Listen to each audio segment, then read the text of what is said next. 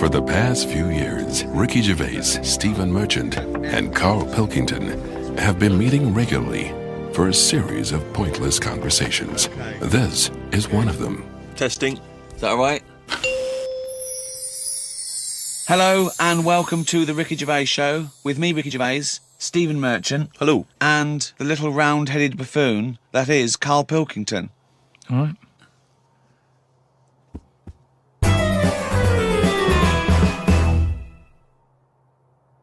Okay, then listen. Right, I've found some things that I think will interest you, and I want your first thoughts on these, okay? Now, these are facts that I've sourced, okay? What's the actual topic? Well, you love animals, don't you? You're interested in animal Some facts? of them.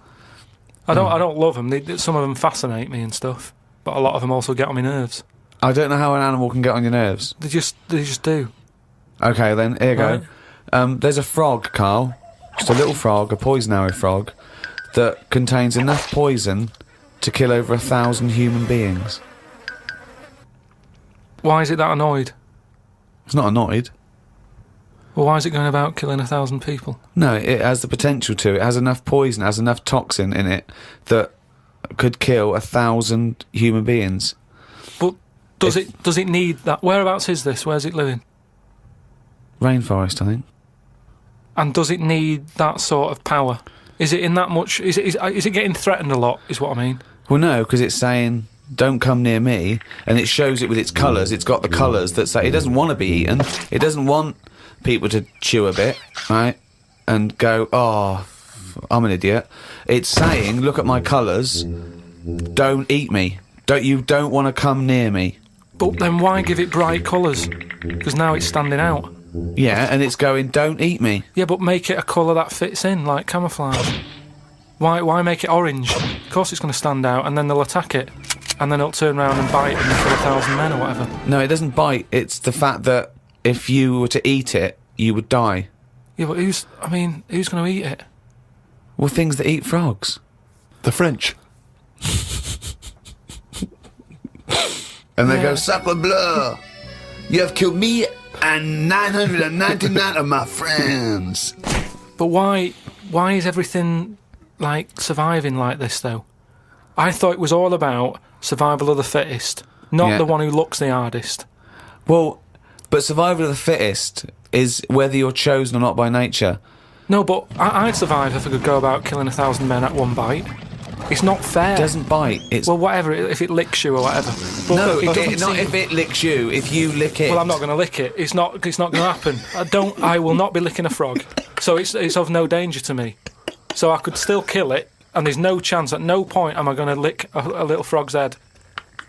Not when it's alive or when it's dead. I love the fact it's all about you. It's all about how it relates to you. And he's annoyed that they're getting away with something. He doesn't like any sly animals. He doesn't like animals hiding. He wants them hide. He doesn't want animals killing things. Then he wants them to kill things. He doesn't know what he wants. When they say survival of the fittest, they don't mean that, say, lions have been working out in a gym.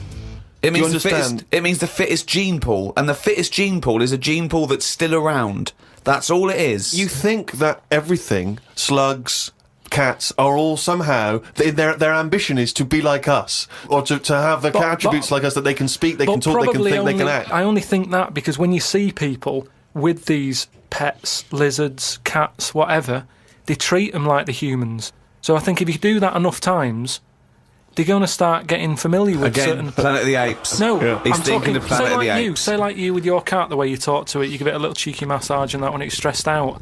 No, you made that up that it It's was a stressed cat. out. I'm just playing with my cat, right? If anything, the cat is to de-stress me. So you're talking to your cat, Rick. Is it answering back much? How are the conversation's going with your cat? Well, I have more intelligent conversations with my cat than I do with him. Yeah, here's one, right? When my gran died, right, she had this rubbish dog, right, and that's all we got left. It was called Fluffy, and like my gran looked after it in a way that it was treated like a human. Do you know what I mean? Had a little coat on when it went out and all that. Anyway, so she died. We get left it. My dad's like, oh, bloody hell, right? Before you know it, it was a wreck. Because we weren't sort of bathing it the way she bathed it. We let it out if it wanted to go out. It got covered in oil. It used to go under the car and everything. So it went from looking like this fluffy, poodle to just being a bit of a wreck. It got hit by a car, it ran sideways like a crab and all that. In the course of how long? A month? Probably about two months or something. Yeah. Now, so it went from being over-treated to just being treated like a dog. Yeah. But a dog isn't, is not a indigenous species anywhere. We sort of bred those from, but jackals change it. All I'm and saying wolves. is change it. Take away the dog thing. I mean, that lizard thing you've got. Salamander. It's still sort of treated as part of the family, even though it does it's not. nothing. How is it treated as part of the family? Just the way, it's looked after, that big area that it's got to itself. We stick it in a case and feed it a cricket now and again. How is that like one of the family? It doesn't matter because it's in your flat. It is in Karl's family. It's in your flat, innit? And it's sat in that corner. I just mean, as time goes on, things get educated as they get older. How old's that lizard? You don't. How old is it? About 15 years old. Right. Now, it knows more now than it did when you got it because it's been in those surroundings. It's had its eye on things. It's 15, so presumably it listens to a lot of Linkin Park, goes on the internet a lot. No, but do you know what I mean? You've already proved your point. It's like that fella who kept hitting the dog on the head with a stick. Right. Pavlov, at no point did he hit a dog on the head with a stick. But he kept doing it, and eventually the dog went, I'm sick of this, and wandered off, didn't it? Pavlov there. Brilliant. Do you know what I'd like to do? A programme where you paraphrase someone's theory. So Pavlov's first. We could do Freud. Give us, what do you know about Sigmund Freud, the father of psychoanalysis? Right, come on in. I don't know anything on him. Here's an interesting fact. If the frog annoyed you, this might annoy you. A blind chameleon will still change colour to match its surroundings. You're aware that the chameleon can... Yeah, whatever it sits on. Yeah. But then what happens when you put one of them on a mirror? No, does it get stressed out, or what? What's it copying? Well, it probably doesn't need to copy anything because it looks at itself and it goes, oh, look, looks like that. It's brilliant. God, that was fast. That's the fastest I've ever done that. That is brilliant. So they can go any colour, there's nothing, you can put them on anything and they'll go to the thing. I don't want you to have a chameleon because you'd just be trying to see what it could and couldn't do. Try and catch it out. I know, yeah. Pop it on some tartan. But again, say like the frog thing, right? Pop it on the telly. Yeah. Couldn't do it fast enough. Why does the chameleon need that skill of copying a colour? Because at the end of the day, that's mainly sticking in the woods, isn't it? By trees, by grass. Right. Why can't it just stay green? That's all it needs. Those colour changes are only for camouflage, aren't they? I don't know. Some of them are for attraction, some of them to show moods, anger. No, but I just think we're encouraging them. You see, maybe this is evolution or whatever, but at the end of the day, because they can change colour, they're wandering out of their area. They can be wandering about, through a car park and everything, just because they'll go, well, I don't want to get seen, change the colour of concrete. Whereas... Or into the colour of a Fiat Punto. But they should just stay green. Stay green, right? Stay in the woods and stay safe. I love this public information for chameleons. Words of advice for chameleons. Oh, God. Stay green, stay in the woods, stay safe, good night. Oh, God. Right. The only time a turkey whistles is when it panics. Christmas time, then. Yeah. What do you think of that, Karl? It goes from one extreme to another, doesn't it? You've got a frog who's going mental, It's not going mental. killing thousands of people. No, that's not. That's got that sort of power. Then you've got a turkey who's whistling for help. You think that you should redress the balance a little bit? You want to give... What would you do? Give the frog the ability to kill 500 and the turkey 500? I don't think it should be killing... I reckon 10. 10, because... You've made your point with 10, haven't you? Do you think that he's got 1,000 in his lifetime, like he's got 1,000 to kill? I don't think you understand. I just He think... doesn't really kill 1,000 people. It doesn't mean someone goes, Frog, you have the power to kill 1,000 people in your lifetime. Choose them wisely. But I just think if it needs that sort of power... It should be fighting evil. Well, it's not... it's knocking about the wrong area, isn't it? If it's under that much danger, move.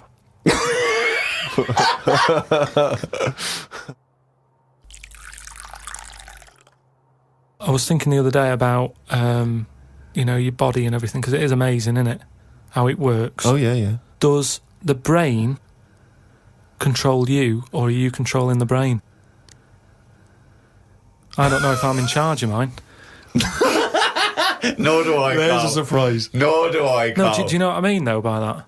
Does the brain control you, or do you control the brain? Like, don't you ever sort of think sometimes? Say if you're making, But you are the brain. No, but I was making a shopping list, right? Going right, I need some rice, kidney beans, and I thought I had everything, and I sort of was rolling up the paper, and then something went, oh, an onion.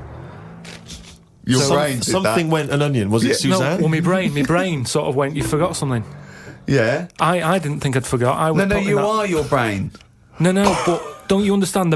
My brain was I was in control of my brain when I was writing down rice and kidney beans. But you're not in charge of the onion. That's another part of the brain that's in charge of the onion. The onion sector. Yeah. No, but I'd put the paper away, putting my coat on, ready to go and get the rice. Yes, but your onion lobe kicked in.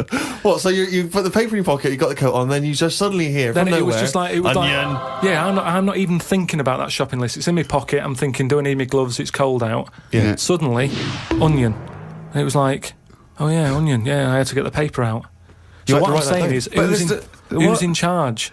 The brain, the mind, the brain is the. What are you doing? Who's in charge? That's just you forgot the onion, and then you remembered the onion. You must have forgotten things in the past. No, but not like that. Not where, like, it just made me think that was weird. Who reminded me of that? You did.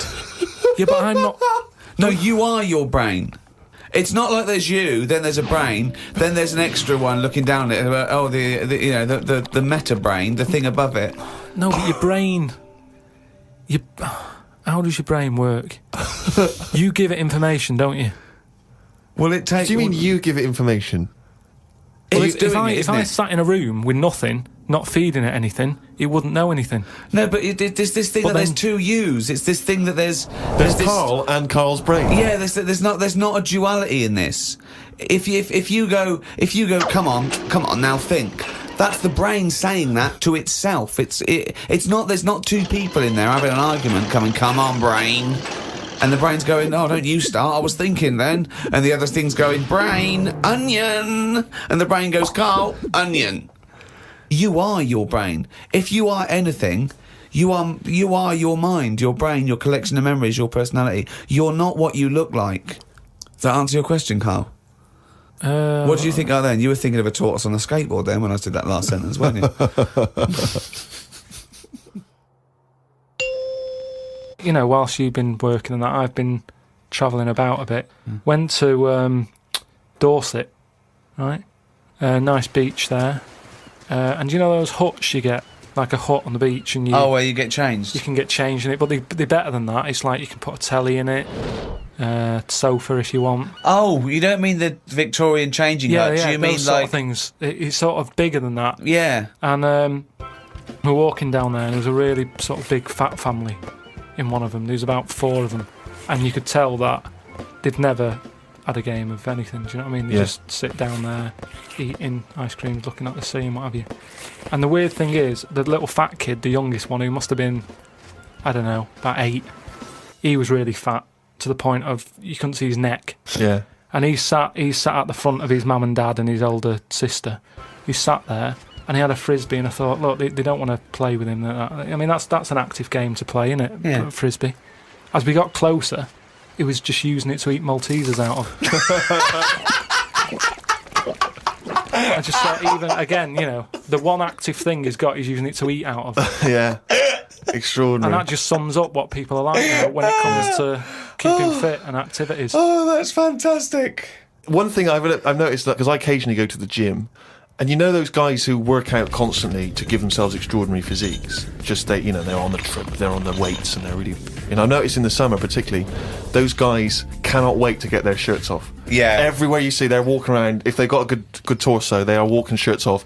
Even I think if you go to nightclubs, I notice there's always one guy who's thinking, well, I have put so much work into this body, I have got to get my shirt off on the dance floor. A vest, yeah. You know, and it comes straight off. A brand new tattoo. I'm not covering that up. Exactly. I've paid a lot for it. Let's see it. Yeah. But that's what we were saying about bodies. I can't remember why we were talking about it. We've got to a point in science now that you can change a head.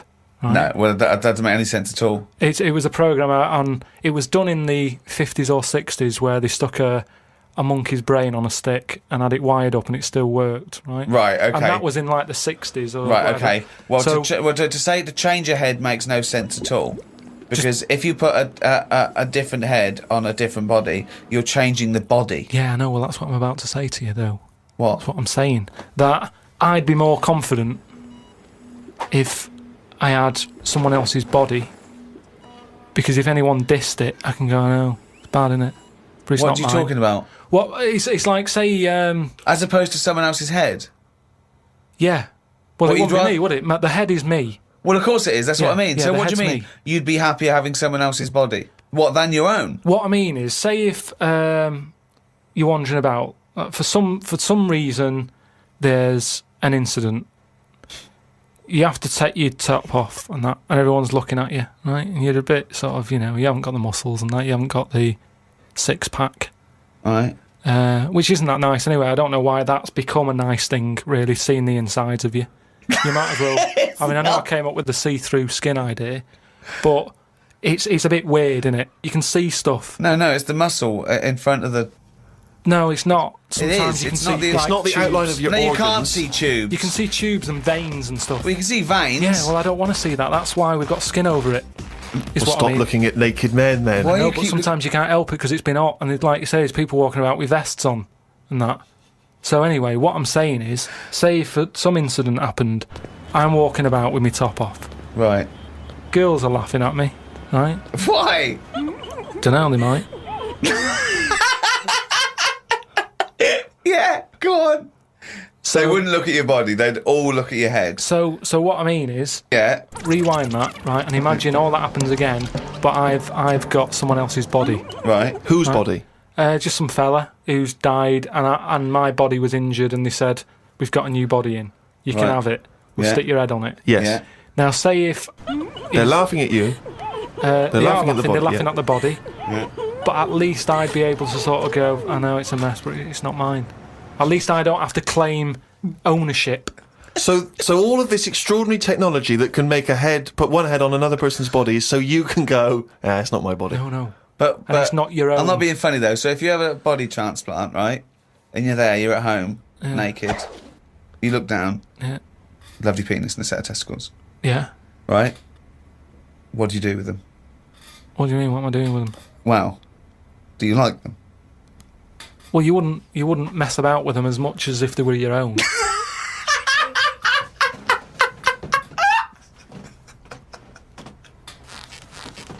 But if you did mess about with them, would you feel guilty that you were messing about with another man's testicles and penis? And it's the full body. Yeah. No, because they're not my hands either.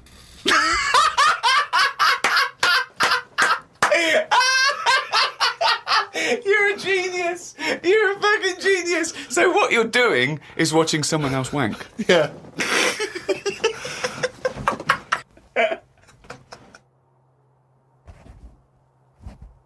Oh, chimpanzee's that? He's gone and written it down again. That's the ever-changing jingle for Karl's diary, excerpts of which we like to read each week. Walked through Covent Garden. There were 5 of them mimes knocking about. I don't understand why people take pictures of mimes. Everyone looks like a mime in a picture. That's so true. That's really true. If the point is they're staying still, if that's their skill, a picture won't tell that story. That's absolutely true. My dad took the cat to be put down today because it kept bumping into things since losing its sight. My mum said she's not going to get another one. She said the parrot is looking worried as it's seen the budgie and the cat go in the space of 3 months. Your mum said the parrot's looking worried. What happened to the cat then? It gets into a lot of fights. It lost one eye, and then it got into another fight and lost another. Oh, and it was just walking around bumping into stuff. The vet sort of said, we can do stuff to keep it alive and all that, but it's a bit out of order, isn't it? Because it costs a fortune. They shouldn't tell you.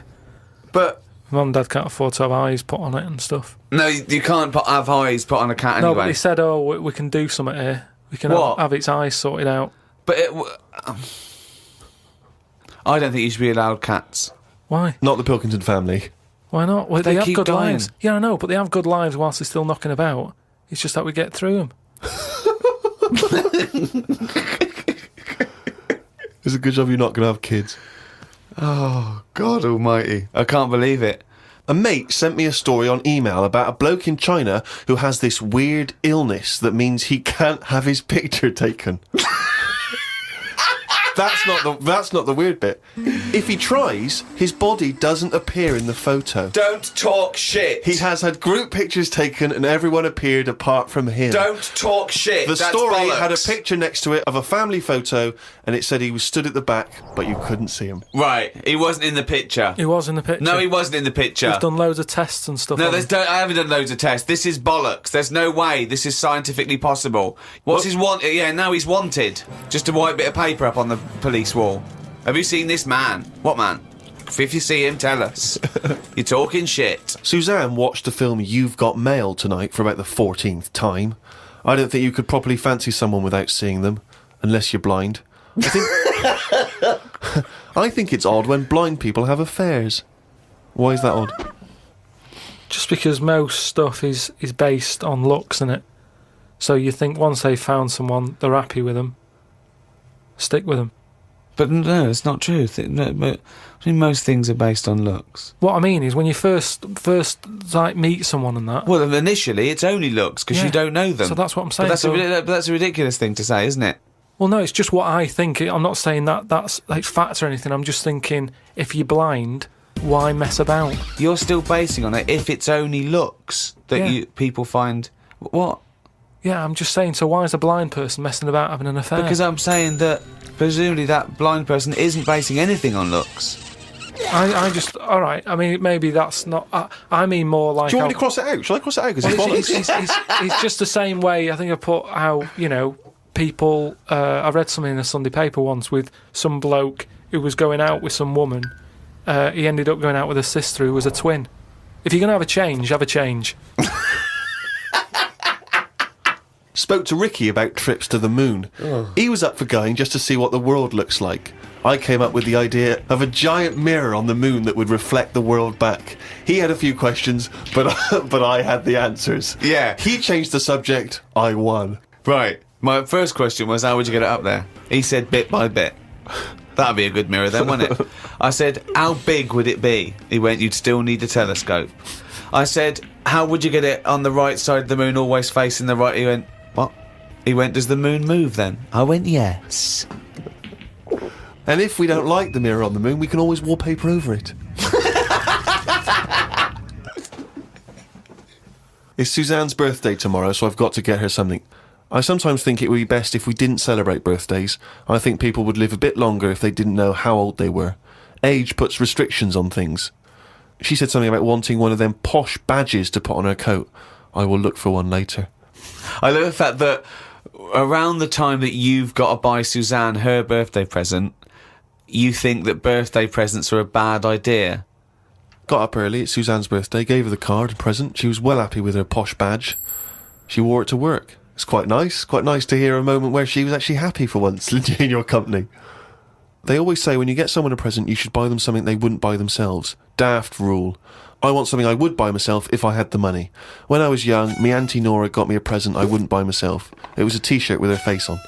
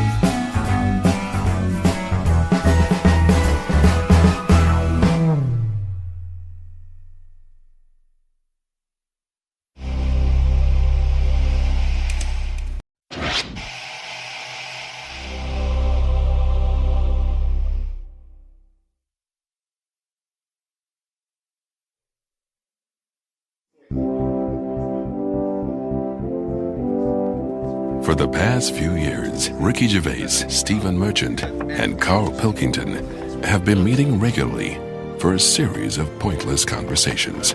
This is one of them. Testing. Is that all right? Hello and welcome to the Ricky Gervais Show with me, Ricky Gervais, Stephen Merchant. Hello. And the little round-headed buffoon that is Karl Pilkington. All right.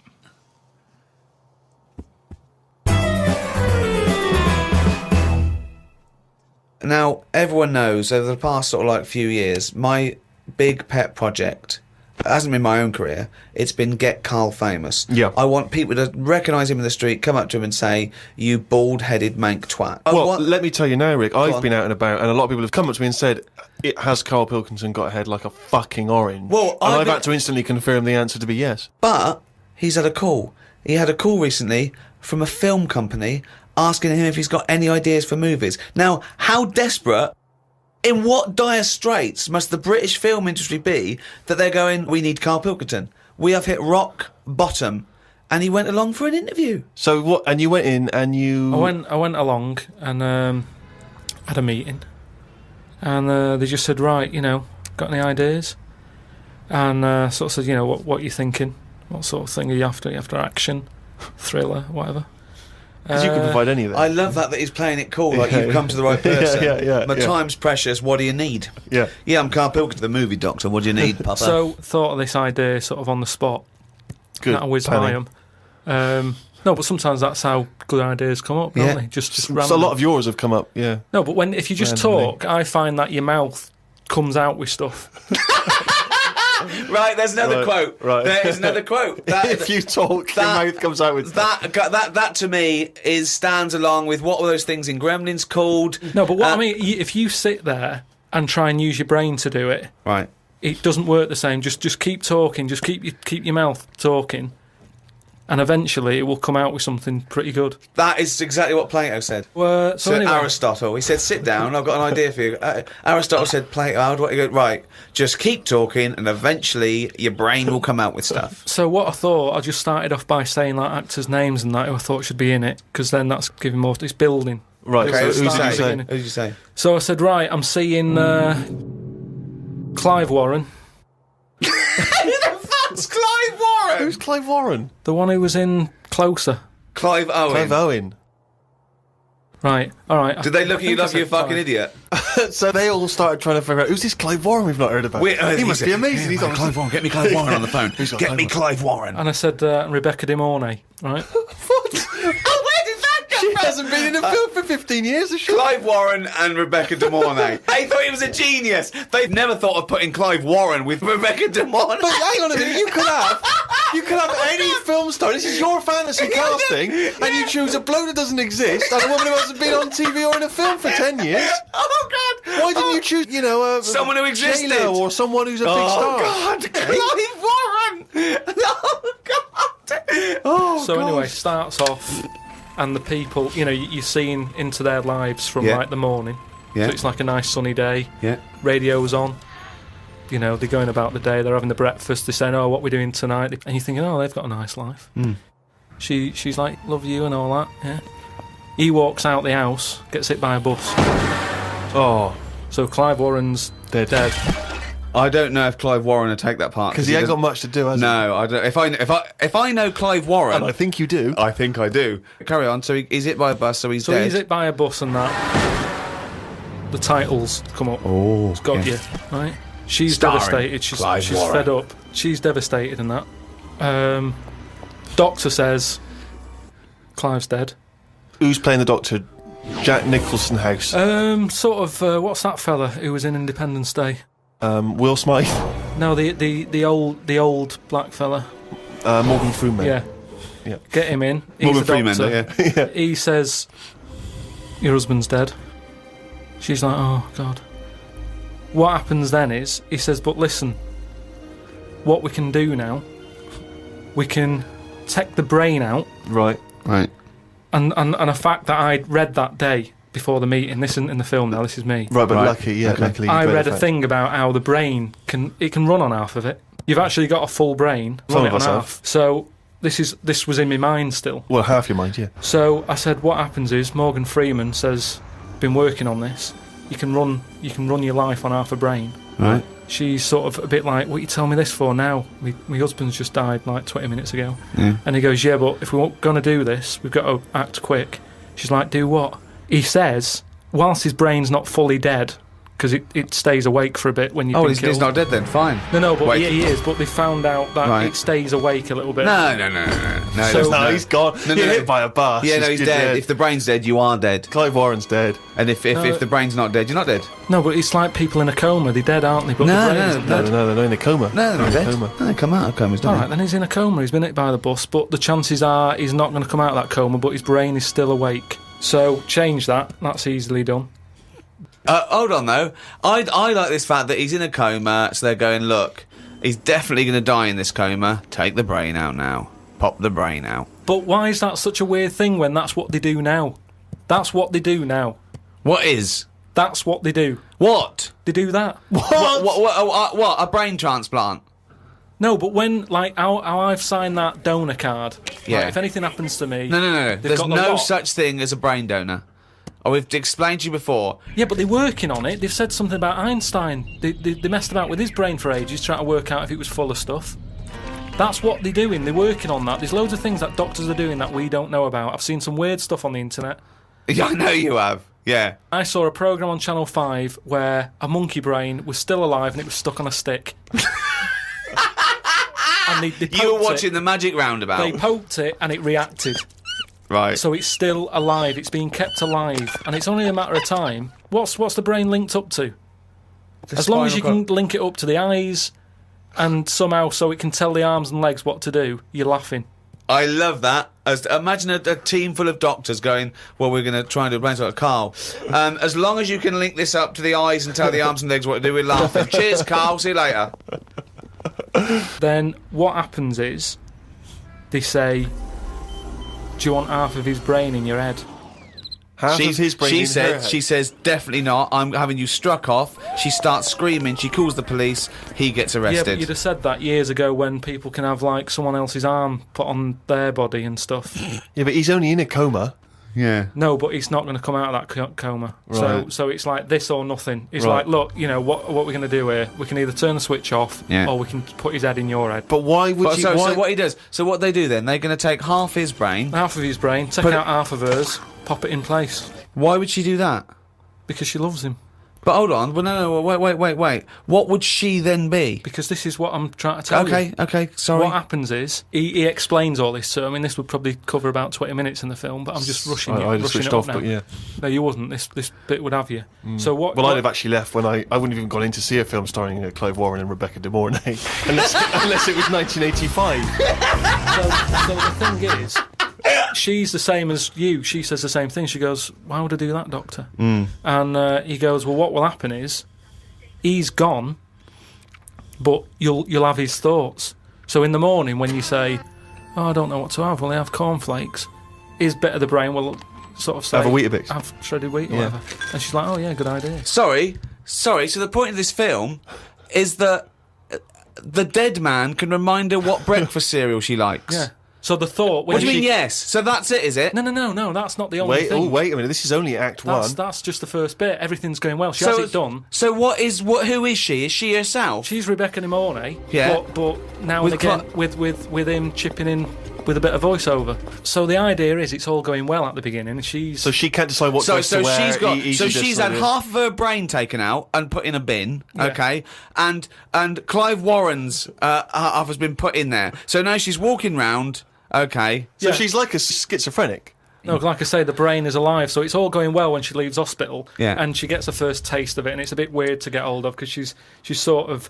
I think when she signs herself out, he's sort of fighting right in his name and stuff. So there's a few sort of technical things that she has to get used to. And does Clive's brain What does know he that think? he's now inside her brain? Does that matter? Well, I would say it matters because Yes. otherwise... Yes, it does matter, Carl. What's he thinking? What's What's the point of this? Why has she gone along with this? Because she really loves him. But what's in it for him? What does she think? Well, say if I died Yeah. and Suzanne said, go on, I'll have half of Carl's. right, she would wake up in the morning to a thought of me sort of going, oh, you never guess what I've just thought about or whatever. I'd still be there. The rest of your body is sort of waste, isn't it? But Carl, The rest of your body's sort of waste. No, it is, kind of. When someone dies, it's not that person anymore, is it? You can't have a chat with them. So if you could have someone's brain in your head when they're dead, you'd have it, wouldn't you? What are you talking about? Why would I have someone's brain in my head when they're dead? Well, what I've else? got a perfectly good brain. So you're telling me you wouldn't have it done then? Of course I fucking wouldn't. I can also categorically state I wouldn't either. Yeah, but you're saying that now, but once you're in that position that someone who, you know, you love and that dies, if the doctor said, do you want it? No! And I go, no! It's madness! I don't think you It's would. madness! All right. So, tell me a typical bit of dialogue. Well, we've done the breakfast scene. Yeah, that was okay, yeah. dynamite. Yeah. That's fucking Oscar winning. Yeah, can we do lunch? There may be, like, at the funeral, because even though the brain's still alive, they still have the funeral, and you can have, like, a funny bit where they stood around the grave, and, like, there's some relation there who he doesn't like, and she can start laughing, and the family are looking at her going, why is she laughing? Yeah. And she's sort of laughing, and he's saying something a bit rude, going, look at her head. Do you know what I mean? Yeah. Looks like a Stuff on the fucking family. Yeah. Little cameo for you. Yeah. And so you have all that, and people are sort of liking the film, thinking, oh, it's quite funny, this. Yeah. And then you hit them hard. It's the most ludicrous idea for film I've ever heard. It's the maddest. Honestly, it really is the ramblings of a mental case. I have to say though, I am hooked now. I want to know what's going to happen next in the story. Then what happens is, she hears the voice go, Leslie, where are you? Something. Right? Her name's not Leslie. No. No. So she's thinking, who's Leslie? Yeah. So in her mind, she's going, who's Leslie? He's going, oh, So he's thought, hang on, I've let something slip. I've here. let something slip. So she's going, answer me. Oh. He goes quiet on her. Oh! So He was having an affair. this is the thing. So she's trying to hunt down Leslie. Leslie. And he's got to stop her thinking it. Then what happens is, I mean, you know. Where your bags? So he's got to hunt down Leslie. So she's got to hunt down Leslie. It's a woman, is it? Another Leslie, or It's is it another a bloke? woman. Right. But what happens is, I mean, without ruining the end for everyone, what would sort of happen is. Oh yeah, because we don't want to ruin it for them. Because this will be filling the multiplexes in no time. No, it's the greatest love story ever told, set in a head. But listen, let's just get to hang the on a end. sec though, Carl. I don't. Yeah, you've got to tell us the end. I don't think you can let people No, come on. listening Come on, what's hanging the on end? waiting for the film. Just let your mouth talk. Right, so what I said was, maybe what happens is, his brain is more powerful than hers. Right. How is there power? Why is there no power involved? What I mean is, her brain was running the rest of her body. Now he's His taking brain, over. that gets more powerful and overrules her body. Okay. Yeah. She then fancies Leslie. So it's a lesbian hold on, film. this is building up to a lesbian love. So what the? Well, it's what? trendy, isn't it, that? So just have a bit of that at the end. And So hold on. So he overpowers her, so she is now a lesbian. What's Leslie getting out of this? Why does Leslie think, hold on, why is my Because- dead lover's wife coming on to me? because this is what I'm saying to you, it's relationships, it's the love of two brains. Right, okay. Again, can anyone a out there, can we strapline. make that into it? That's a quote. The relationships is a love of two brains. Well, it's- now, he's got something there. He's got something there. But my point is this. Why is Leslie suddenly turned lesbian? Because she loves the brain. But does she know this is Clive Warren? Rebecca will say something now and again, like, oh, I like me Minge. I like my food done like this or whatever, and it's all about Dave I like likes my it. food cooked. Oh my! Wait a minute, Clive Warren on this food cooked. Yeah, I'm in two minds about this bacon. Yeah, What I'm I going mean to turn is into a lesbian. People Shredded wheat. people like what they like, and it's the same way, like I've said to you before, with someone who's been going out with a woman, and then is found out that she's got a twin sister, and they divorce that first twin and go out with the other twin. It's all the same. You're after the same thing, aren't you? Yes, but that. When a cat dies, you buy another one. It's the same thing. You want that same. Yeah, but you love don't for necessarily switch your sexual orientation. In the case of your twin scenario, they both look the same. Yeah. Has there ever been one where it's a twin boy and girl? Go, well, I was going out with her, but I mean, he looks a bit like her. Yeah, I loved boobs, now I like cock. This is your problem. You don't know anything. And this theory about if your mouth talks enough, the brain will kick in soon. It hasn't. Oh, chimpanzee, that is raining down again. Extracts from his famous diary. box jellyfish, crocodiles, snakes, blue ring octopus, red-black spiders, funnel web spiders, great white sharks. Just some of the reasons that put me off going to Australia. Every creature is bigger and angrier than anywhere else on the world. I put it down to two things. One, it could either be because spiders and snakes and the like normally hide under rocks. The Earth is one big rock. Australia's at the bottom of the big rock, and they're trying to hide under it. Carl, you are a maniac. It's just thinking about it, thinking about where spiders go and that works, doesn't it? No. Why doesn't that work like a Because there's rock? no real upside down and bottom of the Earth, is it? It's all relative to what? It's relative to what? A map that you saw. Well, it's a coincidence, isn't it? No, right, okay, read on. I've heard that a lot of people go camping in Australia, which I think's mental. If I was to fly all that way, I'd want a decent bed. Plus, I wouldn't be camping in a place where there are killer spiders wandering around. I agree. I've only been camping a few times, and each time I was glad when it was over. The last time was last year in Lyme Regis. Yeah. When did you go camping in Lyme Regis? Last year. It's all right, Lyme Regis, but it was all a bit of a nightmare because I was going with my mate, and he said he knew someone who knew someone who had a bit of land in the garden. We had a bit of land in the garden. What's the point, though, innit? You know, what's the point of camping in someone's garden where there's a sort of like a spa down the road and like a pub? No, because you're by the sea, aren't you? It's getting away from it all, seeing the world. It's not if you're in someone's front garden. No, back. Oh, sorry. Well, there's even less to see except 3 fences. No, but it's private, isn't it? So the thing is, he said, oh, it's a great garden, the owners are away, and there's a toilet, an outside toilet that they have Getting for like away when they from have it all, innit? parties Yeah. and stuff. So we get there, and this lad who knew about this bit of land, Someone's back garden. well, yeah, said, oh, you can't use it, they haven't gone on holiday. So now you're stuck in the middle of a big civilised conurbation called Lyme Regis. How are you going to survive? Well, we ended up just sort of keeping on the beach. But Did you pitch your tent on the beach? put the tent on the beach. We found somewhere where there was a load of rubbish, so we thought, nice. That's the place to go, yeah. lovely. No, A well, municipal tip. What was it? Was it chemical waste or just like, you know... no, just Coke just cans and syringes stuff. and, lovely. But listen, though, baby you've got to diapers, think sure. about that. Rusty, If there's, what's something rusty? if there's rubbish there, it means it was a good place to camp, Why? Why? because other people have camped there. Right. So that's how you've got to look at it. It's a way. That's like a little tip of. So you could have slept in first a thing- public lavatory. Yeah. This one's nice. What? It's covered in shit. Means other people have had a shit here. Welcome to our 5-star hotel. You'll notice vomit over all the fucking walls. So that means people have had a good time here. They got right pissed up and threw their lungs up. So that's where we put down the tent. We put down the tent there, and then what was annoying is he puts down a tent. we what's her name? We It was already up. It It was carried already it all they the way carried it all from the way London. there. And they went, let's pack it down. Yeah. the weird thing was, as soon as we set up, some other people turned up. Oh, that's all the rubbish tip. Holiday makers, They started setting up their tents. And we're Yeah. like, oh. No, look, there's some nappies over there. Yeah. Move nearer the nappies. And they offered us some sausages. All right. My mate said, "Oh, ignore them. That's like code for swingers." What? No!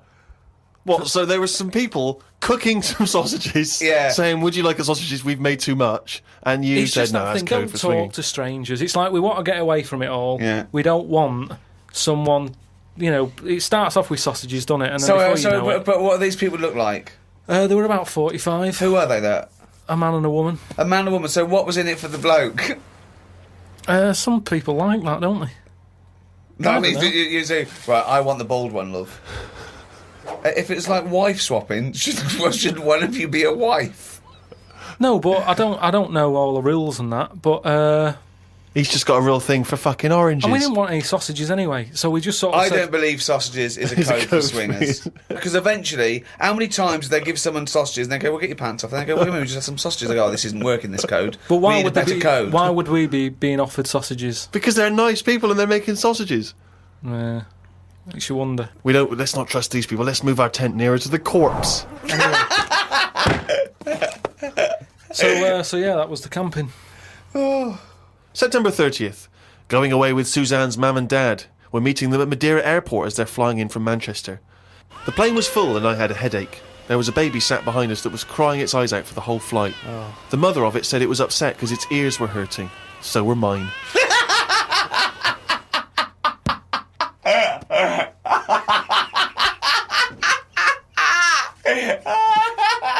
Oh, God. We went to try and find a supermarket. Suzanne's man was having a go at her dad because he didn't have a shirt on. She said he looks a mess and is embarrassed to be seen with him. It's their Ruby anniversary tomorrow. That's why we went away. Oh, yeah. I bought a fan to put in our room to drown out the sound of the mopeds. I've heard Wayne Rooney does the same thing with a vacuum cleaner. What? If you've just got a noise that's constant, it makes you nod off. And it drowns out every other background noise. So all you've got is, like, if it's a vac, it's just... And if that's constant for, like, all night, you just nod People off. next door going, they've got their vacuum cleaner on again. But poke the chickens. That's how nuclear wars start. Yeah. It works. Doesn't work. We Earplugs, drown out everything. I've tried them. I didn't like it, did I? Why not? Because I could hear my heartbeat.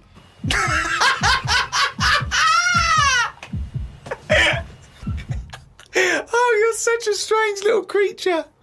Oh. Didn't do much this morning.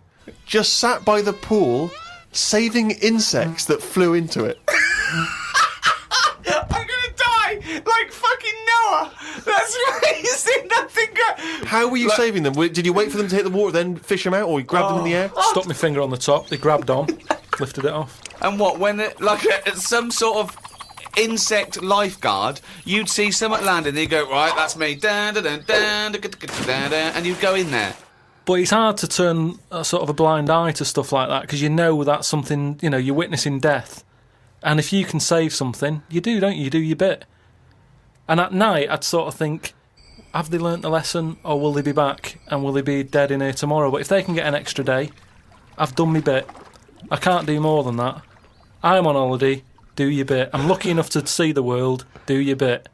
I love it. I did my bit. I love it. I love it. I love the fact that he was running around saving flies and things. It's just something. There's something so sort of. Meanwhile, an old lady drowned Yeah. while he was saving a beetle.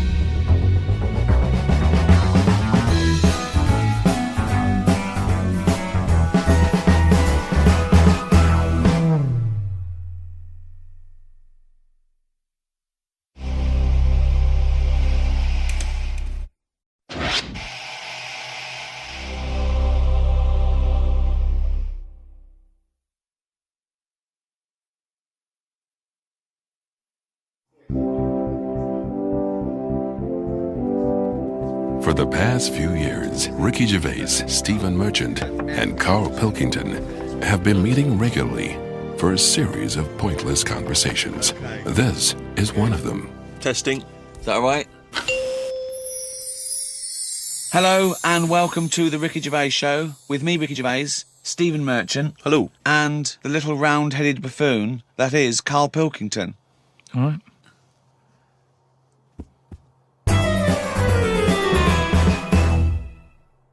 Now, Carl, I know you're fascinated by the concept of the doppelganger, of seeing someone who looks exactly like you. Yeah. Jake has emailed in. He says, Carl, if you could spend a day with an exact replica of you, okay, so somehow they've cloned you, Carl, and you've got him for one day, what would you do with this? What would you make him do? What conversation would you have with him?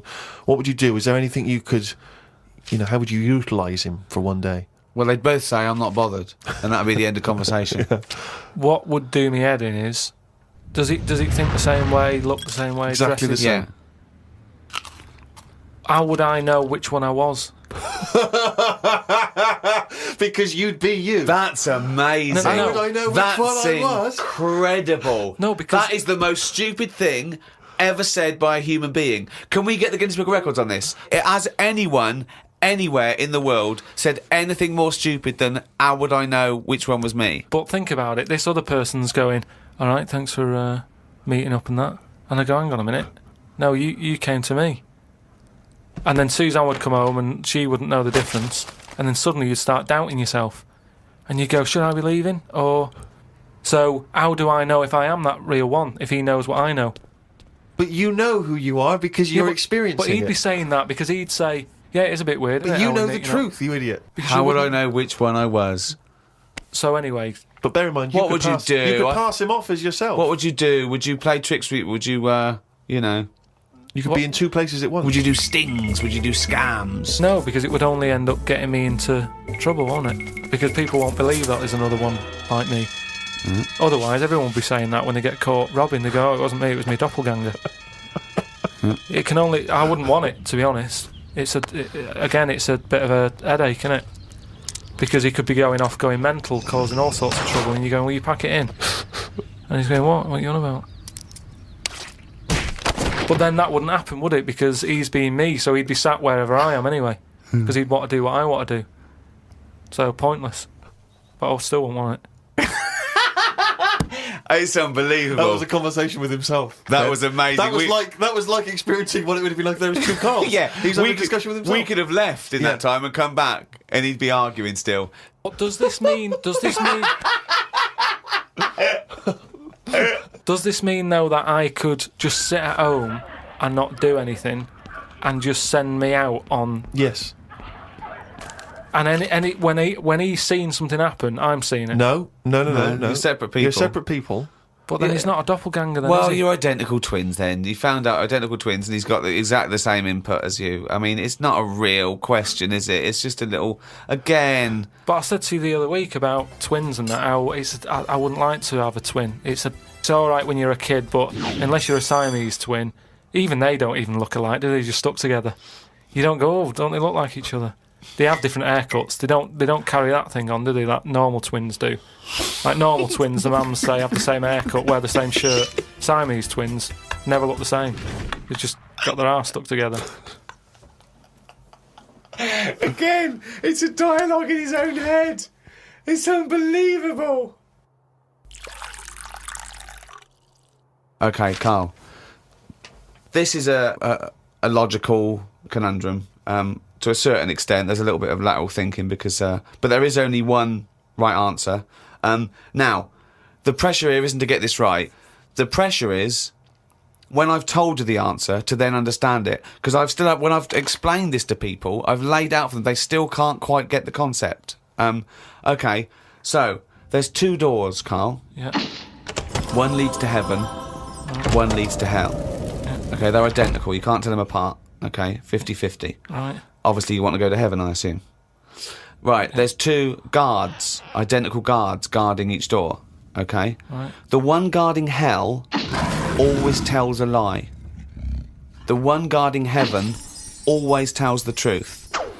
You have to ask one question to find out which is which, and then go through the door you want. What question do you ask? I've only got one. Yeah. And what, one to both? No, one to either of them. You don't know which one's which, though. So what question do you ask? Why can't I ask, like, both of them one? Because it's Because not the rules are you can only ask one. There aren't actually two doors labelled heaven and hell, Karl. This is a leap of imagination here. And I've definitely got to answer. I've got to ask them a question. I can't just sort of have a feel of the door to see if there's any heat or anything. They're identical. You stand a few yards away. You cannot tell from the outside of these doors which is which. What question do you ask? I can't look through the keyhole or anything. There's no Get anywhere keyhole. near them. Let's imagine there's a small rope that prevents you from getting anywhere near, rather like outside a nightclub. Yeah. So they stood there. Yeah. They both look the same. They're both smiling. Yeah. But one of them's not really smiling, really. He's trying to make me make a mistake, isn't he? Well, he's just going to lie when you ask him a question, if you ask him. So what's the point in asking a question? Do I know one of them's going to lie? Yeah. But would they be neighbours like this? Would they be that close? Why? I mean, we're not sure if these two guys get on. Because it's a logical... Well, I'll tell you the answer. No, I want to see if he can get it. He's almost there. No, he's not almost there. What am I thinking? No, hang on. Right, so you go up and you Yeah. go, Right, hang on. Well, look, let's imagine that. Let's imagine Ricky and I are those two guys. Okay, right? But we have to. Well, me and Steve would decide which doors we're guarding. Okay. Right. I'm. Look away, Carl. Okay. Right. Then. So we've decided. Okay, one of us is guarding hell and one of us is guarding heaven. Which question are you going to ask and who are you going to ask it to? Right. I'll just say to you, Steve. I'll go. Got some post for God here. That's not a question. That's a statement. Right, you've got some post for God here. Well, that's not a question. Yeah, but maybe the question's coming. You got some post for God here, yeah. And it needs to be signed. It's not a question. Still not a question. No, let him finish. Is God in? Because I need him to sign to this post. Is he in? Well, I can answer that as well if you want. Go on. He's in. He's behind my door. Do you want to answer it? Well, yes. Do you want to get him? Just. Well, no, you only got one question. So you're asking Steve, is God in? What's the answer? Yes. Ask me. Yes. Look, lads, I'm just trying to do a job here. What am I going to do with this? Well, give it to me and I'll give it to God because he's behind my door. Steve? Yeah, give it to me and I'll take it into God because he's behind my door. You're an idiot.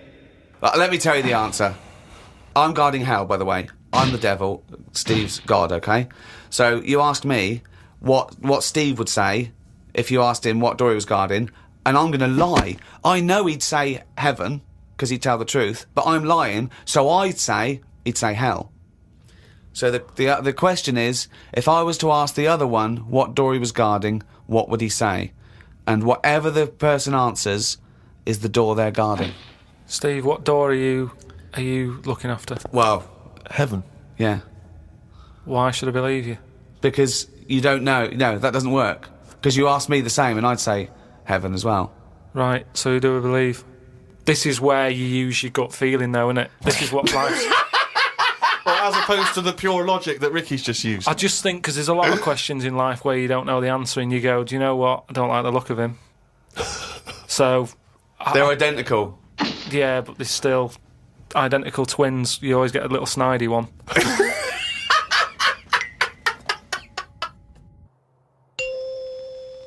Oh, chimpanzee, that is raining down. That's the jingle there for Carl's diary. Here we are. Spoke to Ricky and his friend Glyn about art. I just don't get it. Ricky had some odd pictures on his walls. I don't have any pictures up in my flat because of the mirrored wall. But I can't say I'm bothered. The mirrored wall, we should just explain what that is. When you moved into your flat, there was an enormous mirror on one wall. Was that right? We just got this flat, and, it's not a big flat, so I think the people who had it before us, he was a gay fella, right, which was a bit like, oh, so you've been doing with that mirror and that. But that was... What? No, just, What? What has he been doing with the mirror? Well, What's he been doing? Why? No, it's just because they're quite sort of experimental in it, aren't they? And I don't know. What do you mean? What do they do? Well, I wouldn't know anything about it, but go on. No, what do you want? What? No, I don't. Experimental in what way? What do you mean experimental? I just mean, they'd be doing stuff. What? Whatever they do. Chemistry. What? They have a chemistry set out. They were doing experiments. What? No, just doing what... Singing I Am What I Am and just checking out No, the each to dance their own. moves. I'm not having a go at anyone, but What? I'm just saying, like, they're doing what they're doing, which Carl, you're is not annoying as homophobic, well. are you? Because, You're not no, I'm not. I'm What? not. This is why. Why are you worried about what a little gay fella was doing in your flat before you got it in front of a mirror? I wasn't worried about it. Why are you thinking about what he was doing? Why are you fantasising what a little gay fella was doing in front of your mirror in your... I'm not bothered. I'm just telling you why it was a bit odd that he had a mirror in there, right? But forget the history. But you've got a mirror in there now, haven't you? No, because what I did was I was going to take it down, and I thought, it's a bit dangerous. This, it could crack and... Because it's the fall size on of the whole wall, isn't it? It took up a whole wall. Right. So like when he's moving about everywhere, he's got a good view of it and that. But he's got this full wall of mirror, and I thought, I can't take that down. And I thought, what can I do? So I've just put wallpaper on it. Brilliant. And it looks all right. You wouldn't know, what have you? But it means that I can't put any pictures up. That's all I'm saying. Because I've put a nail in it. And what don't you understand about art? What about art don't you understand? The concept, specifics. No, So- that's like when we were in London having a shop around at Christmas, and there was that picture of fruit for 700 quid. It's like, well, just get some fruit. You know what I mean? You can get some real fruit for 3 quid. Yeah. I understand that, but don't invent cameras then, one or the other. Do you know what I mean? That's what annoys me. Someone invents something, And then they go, we've got to invent something else. Like the abstract thing. Why has someone gone, I can't have paintings anymore because... What do you think of Dali? Going, melting clocks and stuff? No? I mean, the first one was all right when he did the first clock, but then all the time he's just like, I'll draw something and it's got a melting clock on it. I'll do a sheep, put one of them on it. Have you seen his lobster telephone? That annoys me. Why? Because I think what annoyed me more with that is when I heard about how it happened, he had some artist mate round, right? And I don't know what happened. They were eating. That's a hell of an anecdote. No, but they were eating. They were eating some food and what have you. Yeah. Lobsters? And they were eating lobster. Oh, right. And that's handy. I don't know, the other artist, whoever it was, sort of phone? started saying, "Oh, you and your clocks and all that," right? Brilliant. And, this didn't happen. They started arguing, and he chucked some of the lobster. Bollocks. And it landed on the phone. Bounced off his mate's head, went on the phone, and they both looked at each other like, "Are you thinking what I'm thinking?" And they brought out that phone as a bit of art. Things like that annoy me. Because it was them just messing about. That didn't happen. Just telling you what I know. I saw his work. Each to their own, if that's what he's doing. I'm just saying, I'm not putting my stamp of approval on it. Art should be there to tell a story, not just to have a splash of colour. Would Suzanne like some art? Just like Suzanne's not allowed to watch telly unless it's a favourite thing. Otherwise, she's got to talk to me about stuff. There's no art. There's no point. Just wallpaper. I'm just saying, we've got three windows we can look out of. Right. Stop looking at the walls. Look out the window.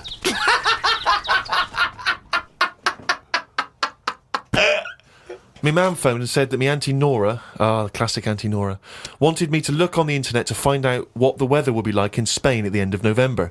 I don't know where she gets her money from. 2 months ago, she was asking me dad how much it would be to get her back garden astroturfed because she's sick and tired of the grass getting out of What does hand. she want to do? Start a football team? What does she want to back garden astroturf? She likes the sort of green look, but she doesn't like the headache that comes with it, so she's just looking into getting that false grass put in there. Brilliant. Don't know how much it is. But. Went round to Ricky's and had some chicken curry that Ricky's girlfriend Jane had made. Ricky and Jane were going on holiday for a few days and had arranged for Glyn to come in and make sure the cat was okay while they were away. I'm sick of that cat. I was surprised that they hadn't paid for the little shit to go away with them on first class. Blimey, getting a bit vitriolic in the diary. Why doesn't he like the fact that I've got a cat and I love the cat? Why? It's just everything in that house that you've got gets sort of special treatment, and it's a cat. And what do you mean you get special treatment? Sometimes we put food down for it, and sometimes it gets on our lap and we stroke it. You don't just stroke it. You massage it. You massage its back. You go, no, you're stressed out. Well, no, it's good. No, I'm not saying you stressed out. At no point did I say you stressed out. You said, "What the fuck are you doing for? Is it stressed out or something?" I like touching my cat. To be honest with you, I don't like Ricky's cat. I can't believe it. Every time I go around there, it comes straight from the goonies. It's like the lizard thing you've got. It's just sat there. You've bought a big box, right, to be in. Right, it's a salamander, so it's an amphibian. It's not a box; it's a big vivarium. Yeah, but what I'm saying is, and if you're going to criticise someone for just sitting there, having a round head and doing nothing with its life, people who live in glass houses, we've done this one. Do you know what gets me though, right, Steve? When I was there, I was looking at it and I thought, is it dead? Right, because he's just sat there, like, and it was thinking exactly the same fucking thing. Sat there, not moving, right, and then on the top of the box is like a box full of crickets and stuff. That's it. It's food, right? But they were more active than the thing that it was going to feed. Get rid of the lizards, keep them in there. More entertaining. Don't understand it. A few months back, a girl who was having a kid showed me one of them scans of the kid that was in her. That's science gone mad, innit? I couldn't think of anything nice to say, as it looked like a frog. Do you know why we've got to that point?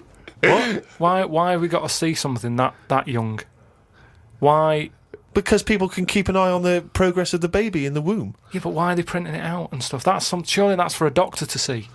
Well, that's just an added bonus for people who are interested in such things. Well, that's like saying, why do you take pictures of anything? No, but what I mean is, why?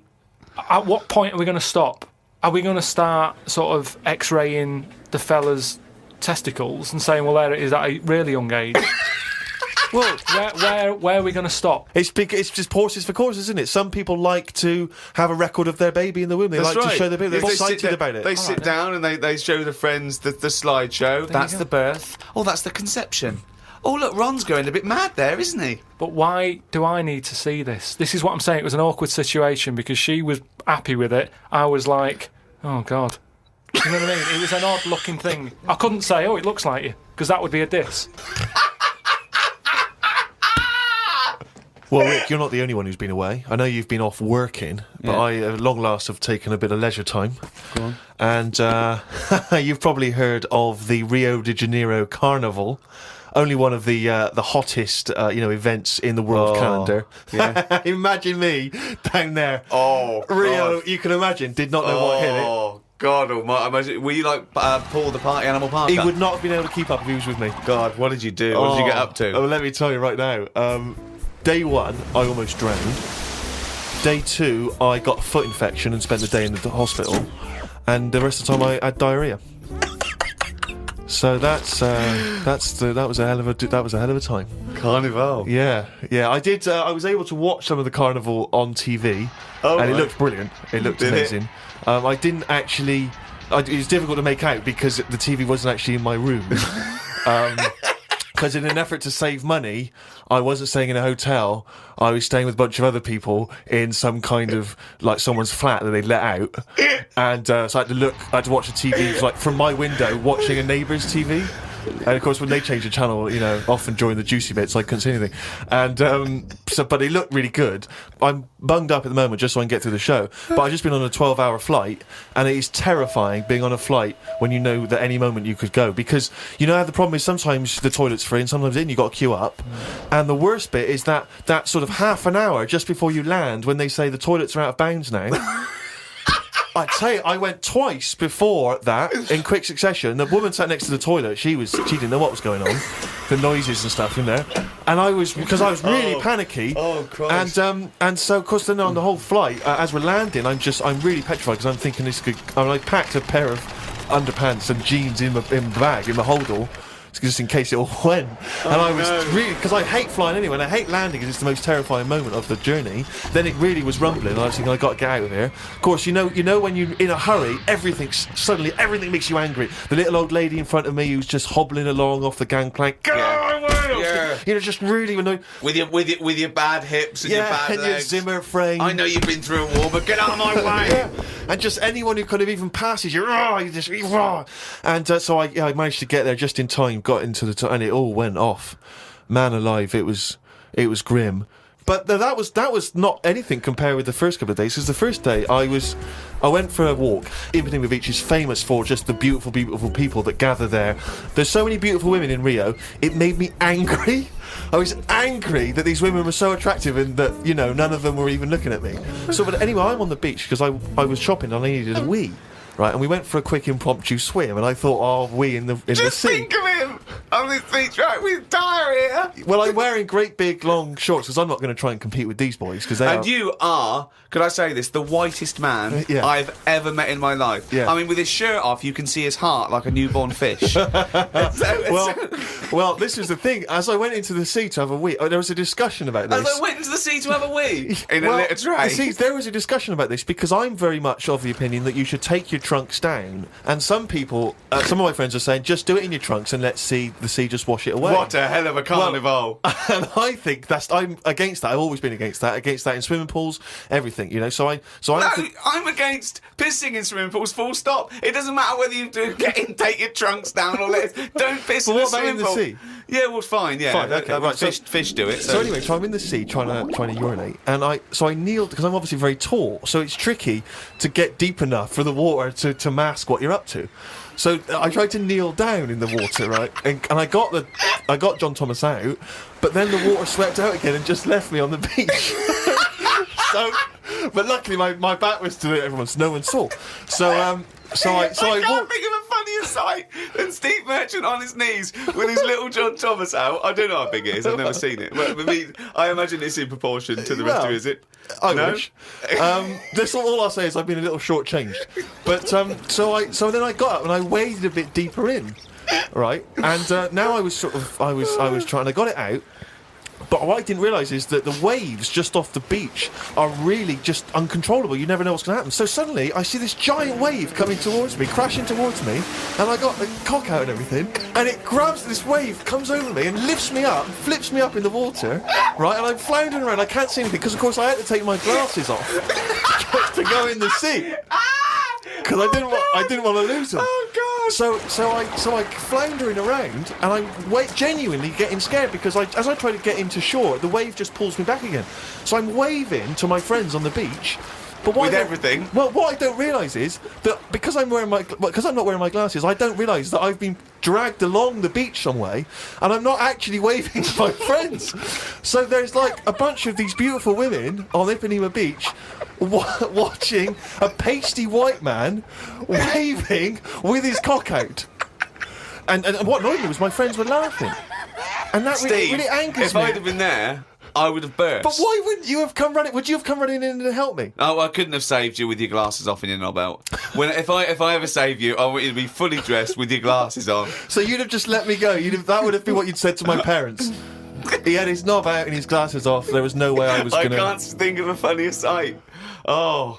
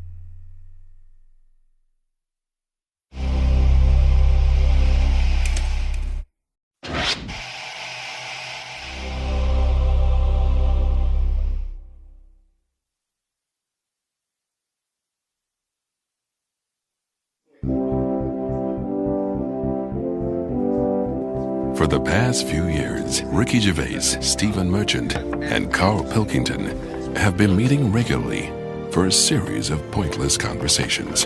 This is one of them. Testing. Is that all right? Hello and welcome to the Ricky Gervais Show with me, Ricky Gervais, Stephen Merchant. Hello. And the little round-headed buffoon that is Karl Pilkington. All right.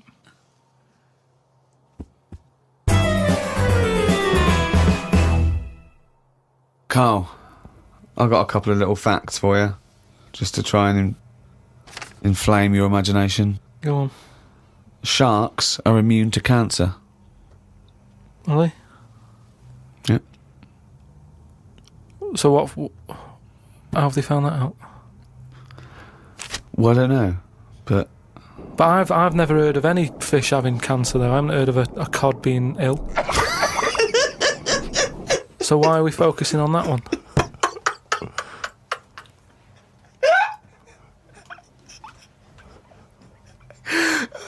good point.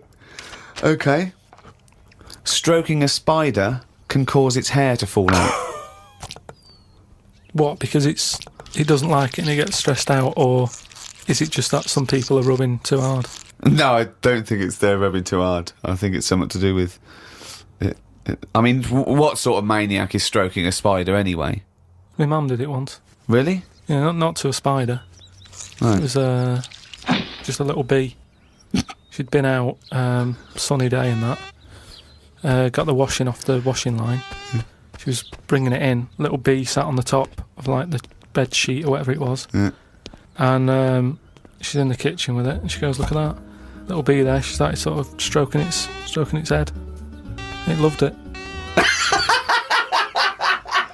How did it make it clear that it loved it? Well, it wasn't struggling. It was just sat there like, because it must have been like a bit dozy. They get a bit dozy, don't they, in the heat and that. Mm. And he just stayed there on the sheet, and she sort of stroked its head for a bit, and she had to put it out. It didn't go out. It didn't try and escape. It was like, "You've had enough now." That was that. She sent it out. She loved all that. She loved little flies and stuff, and we had Harry the housefly. What? It's Harry the housefly. What do you mean? It's just a fly that always seems to knock about in one corner of the room. Right, it's the same fly, was it? Yeah, it was the same fly. Yeah. How do you know it was the same fly? So whenever she saw a fly, she went, "Oh, look, it's back." Well, we weren't letting him in. It's just that it stayed in. Karl, what makes you think it was a pet housefly as opposed to a different fly every day? Because it was always in the same place in the corner. But it could have been that something about that particular place that attracted flies rather than it was the same fly. Well, I'm never worried about it. It wasn't harming us. It just always hung about. But how do you know it was the same fly? How do you I don't recognise know. it? We weren't worried about it. It doesn't matter, does it? If like we're thinking another fly's getting a bit of free rent or something, just let it stay. I don't understand why. But why? No. Right, okay. You're in a house, right? There's flies, okay. Not flies, fly. Why do you think it was the same fly for all those years? Just because we haven't got loads of other flies. At no point was there a crossover period where there's two, and it's like, hang on a minute, he's trying it on here. That's what I mean. It was always just one on its own. And we just thought, leave it, it's all right. I don't know why are you suspicious? Why you always think someone's out to do you? No, I don't know why you assumed when you see a fly every now and again that it's exactly the same fly. It just In fact, was. it's Harry. The one in our house was the same one. How do you know? Well, all right, I don't, but at no point did I feel suspicious. Speaking of flies, though, and that, they've got one, right? I was out with Ricky, right, and he was reading the paper. There was a story there about a fly that its eyesight was bad or something, and they've made it a pair of glasses, and it had a picture of a housefly wearing. Okay, this is incredible, Steve. Can I take over? Hang on, let me just need to finish a couple of questions for that. So there's a small fly and they've made it a pair of glasses. Yeah. So that it can see better. Yeah. And your concern is what? Well, again, it's just that thing of we're looking after everything now, aren't we? Sorry, I've got to come in here, Steve. All right. I showed you the story. You saw it. It was a picture of a housefly with a pair of glasses on. Yeah. Right. It was about a one-sentence thing.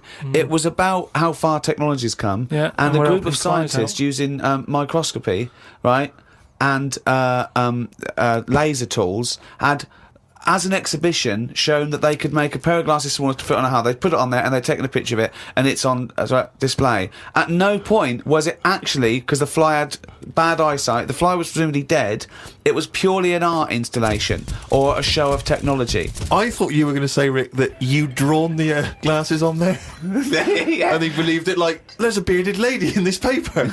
No. My God, Tony Blair looks like Adolf Hitler. No. What do you think of that, though? But they did Well, it as an flies out. experiment. Yeah, but all things start as an But experiment. why would they make a pair of glasses for a fly? How would they know he had bad eyesight? How would they know it was the same fly? bumping into stuff? I don't know. Bumping into stuff. It's just that thing, innit, of human nature is something's wrong with something, let's fix it. And they try and help people out all the time, don't they? When you know, we're always doing it. We're always trying to help people out instead of just going, you've been dealt a duff card, cope with it.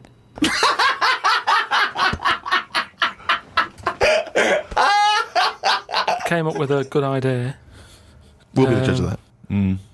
I do it now. It's not a good idea. Okay. Okay. I'm sticking my neck out here. I think this isn't going to be a good idea. Okay. Thoughts? Well, I'm going to agree with you. I'm going to second that motion. Okay, let's see. Let's see if we're both right. See-through skin. High five, Rick.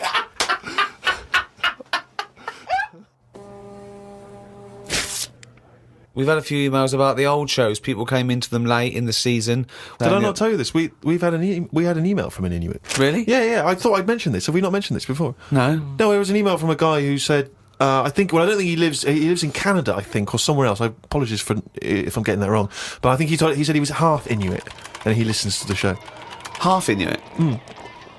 See, that's interesting because I think it was so remote. I know I'm probably wrong now, but I think that those are so remote that I can't think where they're meeting people who aren't That are also Inuit, yeah. Oh, and who's going, other societies are going, I'll tell you what, I'm fed up, there's no action now, I'm going to the frozen tundra, I'm bound to meet someone there. Yeah. Where do they meet? Do they do online dating? What Probably a lot of online stuff. do you put as hobbies? Fishing? Yeah. Skinning stuff. Skinning stuff, yeah. What stuff to skin? Seals. Seals, yeah, sure. That's about it, isn't it? Why are they hanging about round there? Why aren't seals going, do you know what, it's cold, I'm sick of it here. It's windy all the time, what have you, and I'm getting a club on the head. Do you know what I mean? Yeah. Because they're meant to be quite bright in terms of animals and that, aren't they? Yeah. So why are they knocking about them parts? I don't know.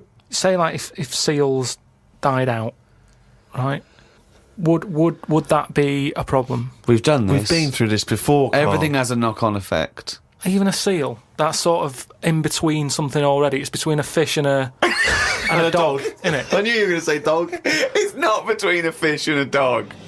What do you think evolution does? I'll never dog. understand it. Maybe. What do you mean it's between a fish and a dog? I'm just saying It was a perfectly evolved mammal that re-entered the water, I imagine, and then got streamlined. And I mean, it's between a fish and a dog. But why not have one and the other? Why not have, like, you know, you've got a dog, you've got a fish. No, it's anything not in the between middle. a fish and a dog. It's not between a fish and a dog. I don't know what between means. I don't know what... This is it again about saving everything all the time. What is it doing? What's it doing? Everyone's feeling sorry for him all the time. Save the seal and all that. What's it doing? Why are we saving it? Let's just ask that question. What's it doing? I don't know what to say. It's between a fish and a dog. Out of all the people in the world to have a chat with, do you know, what's his face? That German doctor. Which one? The guy that displays the human body? Guns Traven or something. All right, yeah. Well, I don't... Is he a proper doctor? Because it's just that it's always... I mean, I could cut a body up. I never see him sort of put it back together. Is anyone keeping an eye on him, sort of going, well, who is he, actually? I'm sure he is a proper doctor. I mean, he doesn't answer everything. Like, he doesn't say, I don't understand why the intestines have to be that long. I don't know why it just can't go from the throat to the belly, exit, straight dark line down, out the arse. You must know. Well, no, because the way he dragged it out and it was like miles long. Yeah. Pointless. No, it's not pointless. Just have a straight. Do you know what I mean? Straight. What are you talking about? Again, the evolution sort of worked this out for us. It really works. I don't think you're going to improve on it. What I mean is that's probably that long because years ago they were eating dinosaur, and that might have took a lot of indigestion or something. I don't know how chewy it was. It might have been quite fatty, dinosaur meat, and it needs to go through all that. Now we're eating like yogurt. So I mean, we don't need anything that, you know, is doing that much work anymore. All the food is mashed up. Auntie Nora, right? All her food is mashed. Right? She doesn't have to chew anymore. She's got teeth, but she doesn't need them. And that's how She's got teeth, but she don't need them. No, but that's how we're she moving could have her on. intestines removed then. Well, no, but this is That what would I'm sort saying. out our other problem, wouldn't it? We're changing everything all the time, aren't we? I mean, there's some fella who was looking at it on the internet. Identical twins, right? They were sort of sick of looking like each other. So they were like, what can we do, right? And one of the twins said, you have my arm, right? And he had his arm taken off and stuck on his twin, so his twin's got like 3 arms. No, it's not true. It's on the website. No, it's not What? true. What, for a laugh? They were born, so what, they did that for No, a no, laugh. but just like- what doctor's doing this then? Well, they're old enough to sort of say, this is what we want. And No. Doctors don't go, well, if he wants another arm, and I'll take it. They don't. Doctors don't do that. What sort of practice is this doctor going around and go, Dr. Jekyll. I mean, Carl, think of what you're saying. but we've- where would he have stopped? Can you put his head on my knee? It's up to you. No, You sign this. If you sign this, you give my consent. but we, you know, it isn't. What do you think these doctors are doing? Just to do as they're told. They don't do as they're told. They do if someone wants it. And twins, sort of, it can get you down, can't it? Being a twin, because it's like... Sorry, what would this solve, though? I thought you said he gave one of them a bigger nose or a beard or 2 front teeth to make him look different, right? Not... I'll tell you what we could do. Go on. Would you like 1 arm? Go on, what are you thinking? Well, me 3, you 1, therefore not twins. Novelty. I mean, you are a mental man. But they can do it now, can't they? There's no sort of... There's no line drawn anymore. They don't go, you're crazy, we're not going to do that. Yeah, in Saw 2, not in the real world. No, they but- don't do things like All this. right, there's another bloke, right? I don't know the sort of full ins and outs of it. Go on, you surprised me. But what he asked for, something happened to his his tackle. Right? It's penis. Yeah, right. So he was at the doctor's, and they were like, "Oh, what can you do for me? It's a bit embarrassing. I've got nothing down there." Right. So they were like looking at it, going, "Yeah." Doctor, I don't know if he started like rubbing his chin with his finger or something. Looked down. He's thinking, got an idea. You've got a lot of fingers. How many of them do you use? The patient's like, yeah, I see what you're thinking. They cut off one of his fingers, sewn that on to where his tackle is. He's happy. Well, that's different though, isn't it?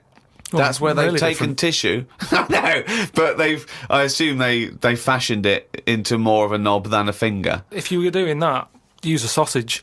I mean, why lose a finger for... Well, I'll tell you why. Because your finger has your tissue, your blood type, and therefore would graft near your testicles. A sausage is a thing that's made by a butcher out of offal, okay, that really can't be grafted onto any part of the human body. That's why they very rarely use any meat products in surgery. I know, yeah. I mean, why not use a sausage? You're a mental case. I always remember this story when I was a kid about some bloke. He had throat cancer, right? And his doctor said, carry on with your life, right? It's not going to be that good, but just carry on. But don't eat meat. And he was like, I love meat. He's like, yeah, but just don't, have your veg, keep yourself strong, but don't be eating that. Anyway, he was fed up because he loved his meat, and his wife was feeling a bit sorry for him one day. And thought, I'm sick of him looking fed up and that. All he wants is some meat, for God's sake. Give him some meat. So she goes to the butcher's, gets him a big piece of, steak and what have you. He can't believe it. He's like, oh, brilliant, cheers for that. Anyway, he's got the meat on his plate, just about to tuck in, and the cancer comes out from his throat.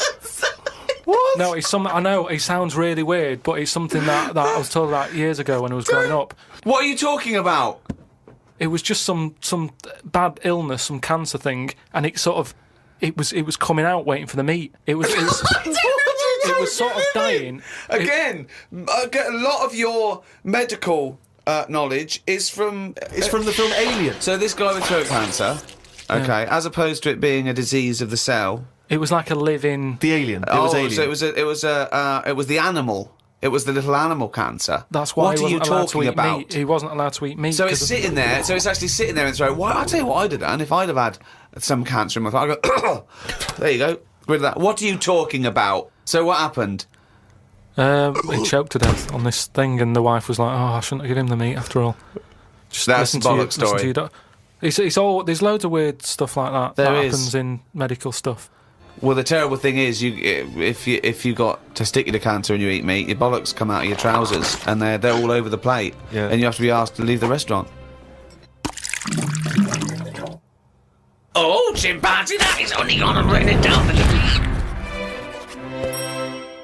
That's the jingle for Karl's diary, excerpts of which we read each week. Get straight into it. A band from the Conga have won the Best Newcomers in a Radio 3 competition.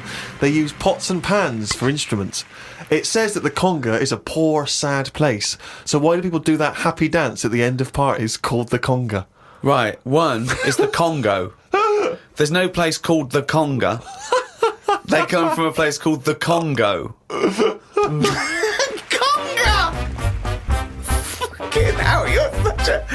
Met Suzanne at Euston Station.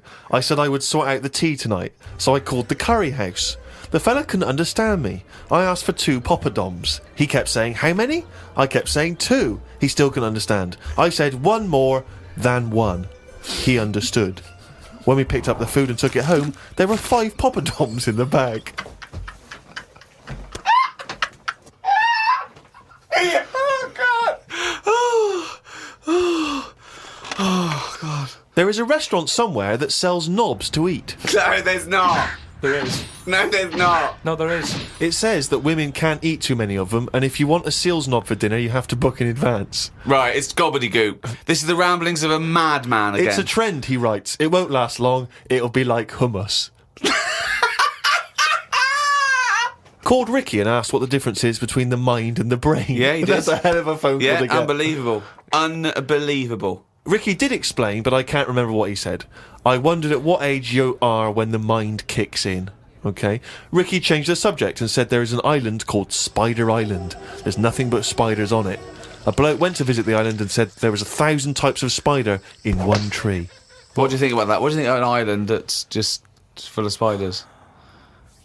I don't know, because you need spiders. I don't know what they do, but they say a world without spiders wouldn't be good. But they sort of do something. There's something about if you did get rid of them all, it would have an effect. Well, of course it would. Get rid of anything, it would have an effect. Not everything, though. Like I've said, jellyfish and what have you. Well, no. It's 97% water or something. Yeah. So how much are they doing? Just give them another 3%, make them water. That's more useful. Give them another 3% and make them water. Oh, God. Went into the gadget shop today.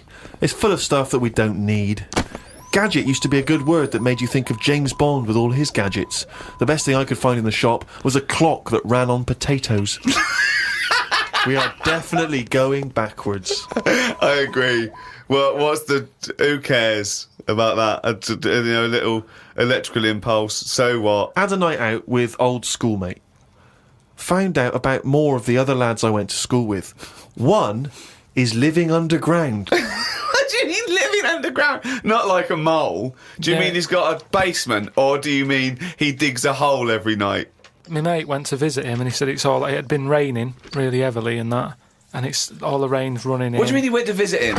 He went down here? What's that? That's an hole in the ground. Yeah, come in. He just said, come round to us, and he's living underground. What do you mean he's living underground? He's happy down there. He said it was really muddy and what have you. He said he won't be going back to visit him. I believe this, though. I believe someone he went to school with now lives in a hole.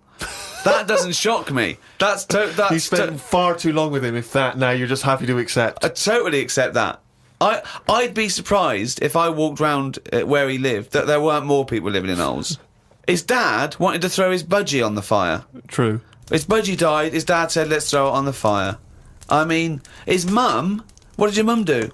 She just was worried about the other bird that was left, so she made it a bit of company by getting a rock, getting a feather off the dead budgie, sticking it on the rock, putting it in the cage. So, a man living in a hole is not that bizarre. Right, carry on. Watched a film about Hitler. Didn't watch all of it as it was subtitled. Can't be doing with that. Asked Suzanne if cinemas are full of deaf people when they're showing subtitled films. She said, shh, I'm trying to watch it. I said, what do you mean, shh? It's subtitled, I can make as much noise as I want. Yeah. She's a lucky, lucky woman. You must be a joy to watch a subtitled film. I mean, the concentration is up there already. It's not as easy as when you're hearing it, because you read things, but, it's possible. If you had a buffoon going, I'm just going to sit here and make as much noise as I want, what's the point of that? Yeah. Do that in a cinema. Just walk into a subtitled film and go, right, everybody, let's all do the Congo. We're having our bathroom done. The bathroom man was round at 9 this morning. We weren't allowed to use the shower because it all had to be bone dry before we could use his waterproof filler. Not that waterproof then. Went for a brew with Ricky. We talked about monkeys and how they are closer to humans than they are to apes, and how bees will drink cider to get off their heads. Now and again there is a bee that lets the drinking get in the way of the work, and other bees sting it to death. Blimey. Yeah, well, there are bees. They love a drink, and they will drink pure alcohol. They love getting off it, and they fall down and they're drunk, right? But some bees get addicted in the same sort of percentage as human addiction. Like 10% of bees, they can't get enough of it. They take ethanol, they take cider apples and that, and then when they get back to the hive, they go in a bit pissed, and they've got guard bees, and they go, come on, we've all had a drink. Bouncers. Yeah, they sort of are, right? And they push them away, and they push them away again. Then the next time they go, right, I've had enough, and they give it a good hiding. And Karl couldn't get over this. I saw his face, but I knew that he was thinking of that bee with sort of like eyes rolling around his head, a little bit belligerent with his jacket on backwards. Yeah. And the bouncer going, come on, son, we've all had enough. Let's move away, Yeah. move away. You're not coming in, all right? You're wearing trainers. Yeah, you're wearing 3 pairs of trainers, and I'm sick of it. But what I did find out, because I went home and went on the computer trying to find out about drunk bees knocking about, they're not actually meant to fly. It's only because they don't know. Fly. Well, no, but they're if they were told that you're not actually designed to fly, they wouldn't bother. No, this is that thing that goes around that aerodynamically, on the face of it, looking at the size of the wings and the body proportions and everything, that it's a surprise that they can fly. Okay, it's not that. No one's ever told them they can't, and as soon as someone tells me you're not meant to fly, they all fall out the sky going, "Oh, what are we doing?" Like in a cartoon. No, but it's something about the confidence and that. At the moment, nobody's saying. It's nothing to do with the confidence. There is no such thing as confidence in bees. A bee never loses its nerve. That's not why it drinks. Because what are you drinking for? I'm just not confident anymore. There's no point to turn to the bottle. I can't go up there again. You're an idiot.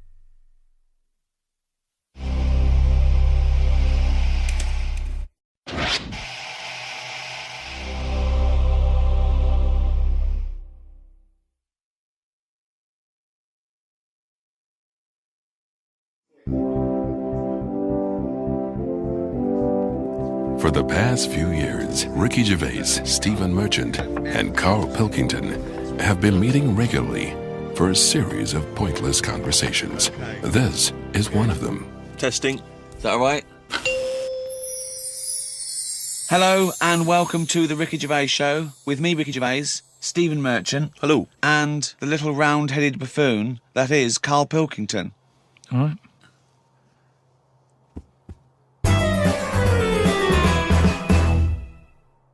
I should start by just saying, Karl, that the natural world is so diverse that we don't even know how many species there are. With plants and animals, there could be up to 10 million species.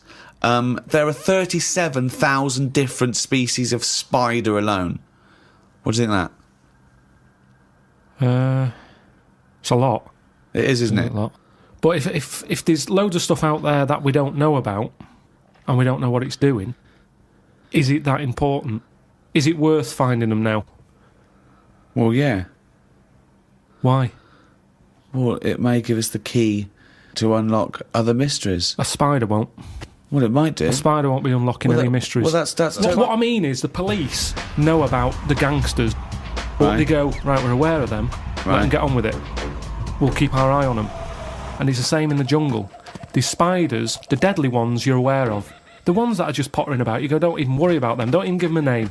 They're not doing anything. But what if there's another poisonous spider they haven't identified yet, lurking in the undergrowth? I'd be very surprised. So you'd be very surprised? I'd be surprised if there was something... It sounds like laziness on your part. But they're discovering new species all the time. We know about all the dangerous stuff now, because we have to. We live in a world now. We do. We know about a lot of the dangerous stuff. Whenever they find something new now, it's like a new butterfly or... Well, no, look at AIDS. When I was a kid, no one had ever heard of AIDS. Yeah, but that's not a natural thing, is it? That's not like a spider or... What do you mean it's like not a natural thing? It's not a natural thing. It's not something that's... AIDS hasn't been, like, living under the soil for millions of years, going, I'll wait till the 1980s and I'll come out and kill a load of people. No, but it is a natural thing. It's a new thing. It's new. Yeah, but loads of animals are new, aren't they? Evolutionary terms, there's new animals in evolution. I'm sure there's new stuff deep down that's just like, almost like bacteria, sat under the soil, it'll never come to the top. Right? It's like having an old woman who's a neighbour. She never goes out, she doesn't bother you. Let her be. But what if that old neighbour could unlock the secrets to... I don't think she can. Just even to us understanding the complexities of the universe, of the way things have developed and grown. Because we know about it. Well, why would we know about it? Because I never understand, why is it you want to stop researching and studying now? Why is it that you're happy to just draw a line under everything else? What if people had said this back in the 19th century? We've done this. I think someone in the 1900s had said everything that's going to be invented has been invented, and then look what happened in that century. Yeah, and I've said to you, look at the stuff that is being invented now. The frisbee and stuff like that. It's all stuff that you kind of go, it's all right, it's a good idea, but we don't need it. Yeah, but the frisbee wasn't being worked on by the top brains of our generation. That was some novelty toy that some manufacturer made. Yeah, but it's like, look at the fuss we made over that fella who came up with a Dyson vac. Everyone was like, he's up there with Einstein. Well, he's not. It's a good vac. It cleans up floors well and everything. Who said he's up there with Einstein? His PR people in one of those programmes where they did, like, great inventions of our time, it was easy early on. You go, Einstein, Newton did this, Archimedes, Dyson. And they started to run out, because it is harder to come up with something new now. Because everything that's needed... Remember, the things we've invented are things that we sort of go, we could do with that. Inventors don't sit there going, what can I make? Oh, I need a toaster. They've sat there, they've burnt the toast under the grill, and they've gone, I need some sort of device here. Well, somebody, yeah. And what can it do? I'll shake Necessity it like that, is the mother of invention. Yeah. However, there are people who sit around going, where's a loophole in the market? Where's a niche? Here's something. About a year ago, I came up with a see-through toaster, so that you can see how much the toast is cooked. Right. I found it about 2 months after that. Someone had done it. So I'd just been beaten to the post.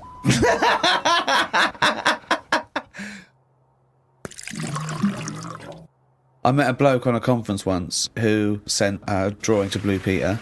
It was their designer car of the future, and he sent them a drawing that was a car, and the only innovation was that you can have a shit while driving. And then he put shit goes down pipe, which becomes fuel. They must have looked at that and gone, what a maniac. I think that's a brilliant... I mean, I've driven a long way. I drove to Cornwall recently, and I would have loved... But I think he did it when he was about 9, and he must have thought, I'm being driven to school. Oh, I need the toilet. Wouldn't it be good? But why hasn't that been done? What? Well, like Steve says, I've been in the same situation when you're driving and you go, oh, where's the service station? You see a sign saying 36 miles. So what would You're in agony. So you suggest pull your trousers down and shit down in the seat that's a toilet? Yeah, well, what's wrong with that? Well, you got your nan in your back. She's got one as well. So you are going to Cornwall all shitting? Well, not all the time, but it's more useful to me than a lighter. So also, Where do you wash your hands? Wash your hands or wipe your arse? At what point does that occur? At the end of the journey. Oh, God! So you get in, you have a shit at Deptford, and you wipe your arse at Polperro. Yeah, but like I've said to you, this isn't like just people going, oh, I think I'll have one. Do you need one? Not really, but it's something to do, innit? I'm sick of playing I Spy, I'm having a shit. You have it when you really need one. When you have to pull off a motorway, it's a lot of messing about. It's probably going to be a queue at the toilet. No more queues at toilets. 10 minute, Rick, that takes, doesn't it? 10 minutes to pull off, have a quick shit. Driving along, it's just going on. It's just going on. Don't even know about it. Radio's on, everyone's happy. Doesn't matter. I don't know, I mean, we all do it as well, that's the thing. Anything else you'd come up with? There's so many things, chocolate fountain, anything like that. I just go, what are these? Who's invented these? Who's okayed this idea? And yet I can't have a shit on the motorway. Think of computers. Yeah, computers are a good thing, and it baffles me as to how they came about. When you think a computer chip is just made out of sand. Now, for someone to come up with that, you go, there must have been some sort of alien involved here. What do you mean? Why do you think that? So I love it. So the frisbee, rubbish. Anything too clever? Well, it wasn't an invention, it was an alien. So there's nothing between frisbee and computer chip. What I'm saying is, it's not even an idea, is it? What do you mean? A computer chip, where's that come from? Oh, it's amazing. Well, it's astounding, yeah. So you think it was an alien? What are you talking about? Great. Because I can't believe that someone would go, right, I want to make something that will hold information and be able to do... I know, let's use some sand, we've got loads of that. You'd go, what, you don't... Well, that's what genius is, though, isn't Karl, it? there's no alien involved. No, but when I say alien, I don't mean an alien came down here and said, oh, do you want to buy this? There could have been a spaceship crash, right? Right, yeah. And there's all them rumours, isn't there, in that hangar. They've got the spaceship, they take it apart, They go, yeah, wheels, we've got them. Yeah, steering wheel. Yeah. And then they go, hang on, what's this here? And they find the chips, and they break it down, and they find Carl, it's sand. But the fact that sand makes computer chips is not the interesting thing. The interesting thing is how the human being discovered that, what am I talking about, sand makes computer chips, that silicon can have information put on it. But we're made out of oxygen, nitrogen, carbon, do you know what I mean? And hydrogen. But that's nature. You see, nature is amazing. You can't beat nature. Right? No. It comes up with some amazing things. Yeah, but man is nature. Don't forget that we're an animal. We're a brilliant ape. We're actually 98.6% genetically identical to a chimpanzee, Carl. Think of that. We only differ on 1.4% of our genetic makeup. That must be the arse.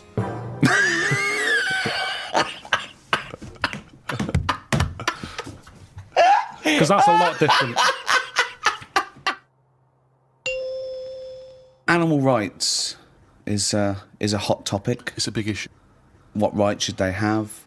We test drugs on animals, and we're basically saying if they die, they die. We'll learn something from them.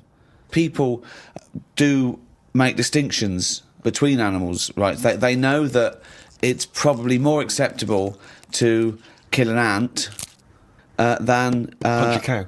Yeah, exactly. I told you, didn't I, about my dad's mate who had a monkey and he had to thump it. What?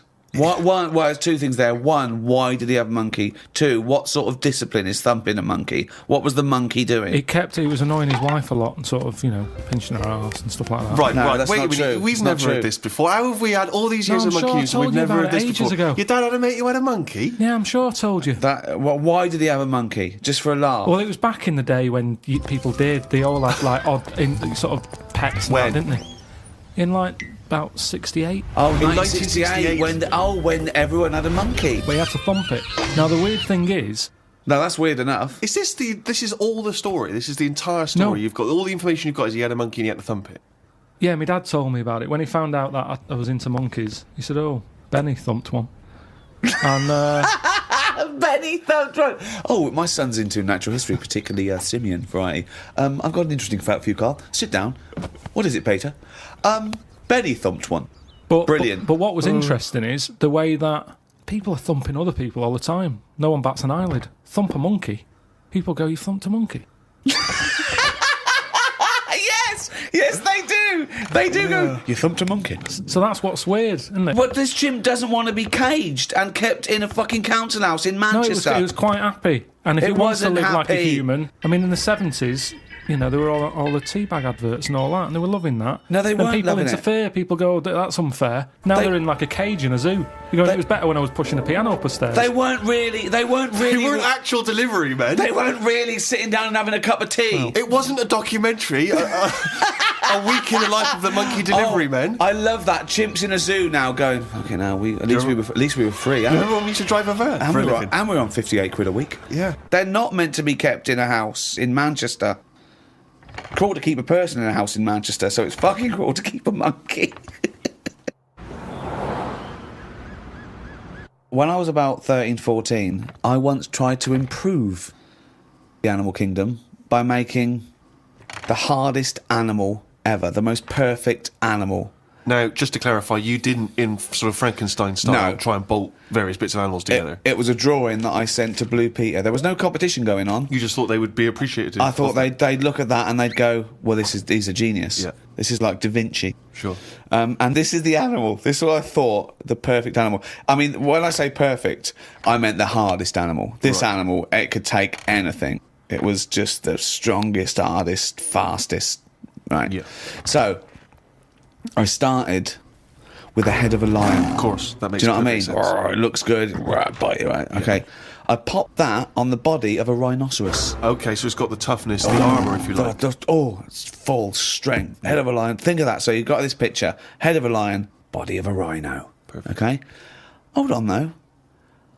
Pop some arms on it. The front arms were the arms of a gorilla. The arms of a gorilla. So it okay. could punch, grip, it could make stuff. The lion, I mean, that's where the lion falls down, because it can't make stuff. Sure. It can't climb, So, okay then, wait a minute. You think that's got enough weaponry? Sounds like it. No. pop on the tail of a giant scorpion.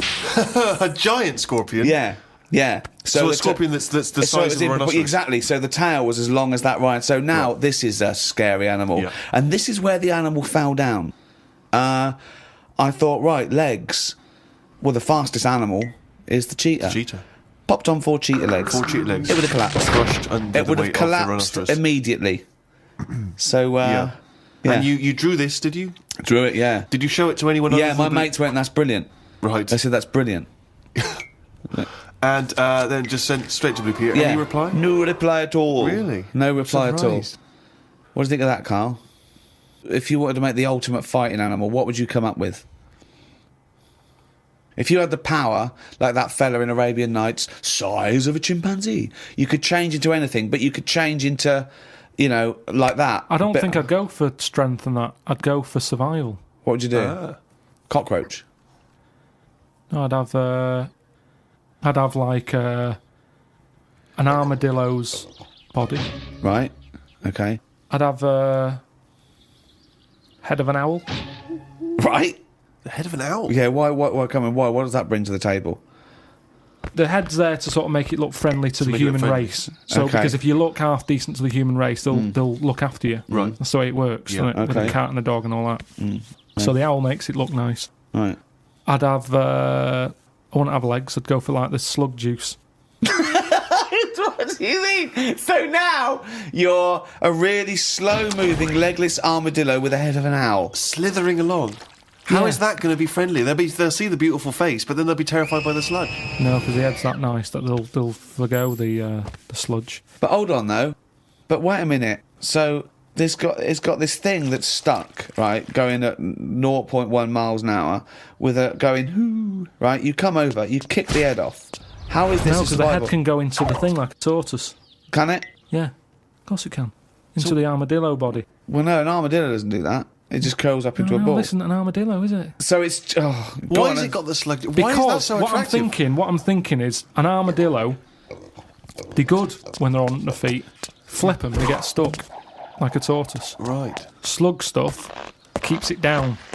So if anything attacks it, it's like a limpet or one of them things that can. Why lock not have a stuff. limpet then? But it can't get any. How it can barely move. It can Just hardly get go anywhere. and kick it. What do you mean it can't get Well, how anywhere? can it escape from danger? It's going to move very rubbish. slowly. No, because What? That's the it'll worst lock itself animal. in. It'll lock itself in. Yeah, and then I just scoop it up on the You sand. can't scoop it up. It locks itself in if it's in danger. I'd give it peacock feathers. This is the worst animal Why has it got peacock feathers? Again, it's just the worst animal I've ever heard. Why has it got peacock feathers? threatening. It looks more threatening. It That's does, peacock that's the feathers do. least threatening thing, peacock feathers. It's like Danny LaRue coming at you. There's Yeah. nothing remotely scary about peacock Yeah, feathers. to humans, Yeah. but the humans won't be harming it because they like the owl head.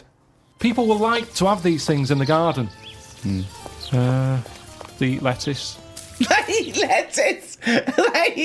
Why has it got a beak? They eat lettuce. He's telling them what it's going to eat now. The owl's going, fuck that, I want a mouse. I love the fact that he's based what it eats on the fact that how it moves a bit like a slug. Yes, Let it eat lettuce. It moves that and let it eat lettuce. Like I said, it's not that weird if that existed. If that was normal, that when you went out to empty your bin, he was one of them sliding up the wall. You wouldn't even double take. You'd just be like, oh, there's the owl head peacock feathered thing. I don't know why it's climbing walls in an effort to find lettuce. Yeah, why is it climbing up that wall? Because that's the only way it can see properly. Because its head's coming out like that. So even though you've designed this animal, now you're even extending got its limitations. Well, Now it's got mainly problem. made as to be on walls. Because what else is living on walls? Oh, God. Oh, fucking hell. What a useless animal that is. Carl, I mean. But nature chucks up odd things, doesn't it? Don't. Why are we starting on this again? No, I'm just saying that is nature. Now and again, you'll get stuff that. Oh, was he looking at you? Yeah. Was he really? Look at his fucking head. Look at his stupid round fucking orangey head and Why aren't you a freak? You've got a little bald head. We're not meant to be bald. Well, I was. I think that's the thing. That's what nature's done. You see, I didn't do anything with my hair when I had hair. I didn't style it. I didn't do anything with it, and it probably thought, "What am I doing here?" Whereas people who love their hair and they comb it and have different styles and look after it, They have hair for ages. Nonsense. No, nonsense. Gobbledygook. Absolute nonsense. Well, you're saying that. Absolute nonsense. Well, it's a little bit weird, then, isn't it? And that's what happens with old people once they lose their, will to live. Once they lose the job, they get old. What's my purpose? What am I doing here? And it's like nature goes, you're not needed, and they die. Maybe that's what happened with the dodo. What's it doing? Can't fly. Its wings are useless. Eat it. Tastes horrible. Kill it. No, they did eat Nature. it. I think they did eat it. Yeah, but it wasn't very nice, was it? I think they over-farmed it. I think that's why it was extinct, because they did eat it. No, but they did eat it, but they didn't like it. Everybody, you never saw like a fully eaten carcass of a dodo. You're It'd always making this be up half again. eaten. All conjecture. No, but they didn't eat it all. Everybody would probably try it and go, "It's not for me." That. But you don't know No this. idea, You don't you're just know making this. it up. What's this based on? That just- people... And also, why would that kid it out? Because I'll tell you why. Why? Because if it's not nice, people don't get another one in. And they die out. The reason we've got loads of chickens and loads of cows is because we eat them. If we ate polar bears, we wouldn't be short of them. Because you'd farm it, you'd take more care. But what's a polar bear doing? Sat on a block of ice floating about. It's no use to us, is it? It sounds harsh. Once It's again, no got use- his information from a Glacier Mint No, advert. but it's no use to us. We know they're there, and it's all very sad when you see them on the news sort of struggling and all that. Yeah. But it's going to make them stronger.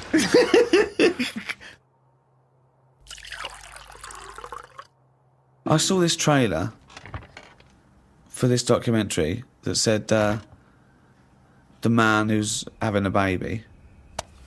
And I turned on, and it's a woman going through a sex change, and she's pregnant. That's not a man having a baby. That's a woman having a beard. Having a breakdown.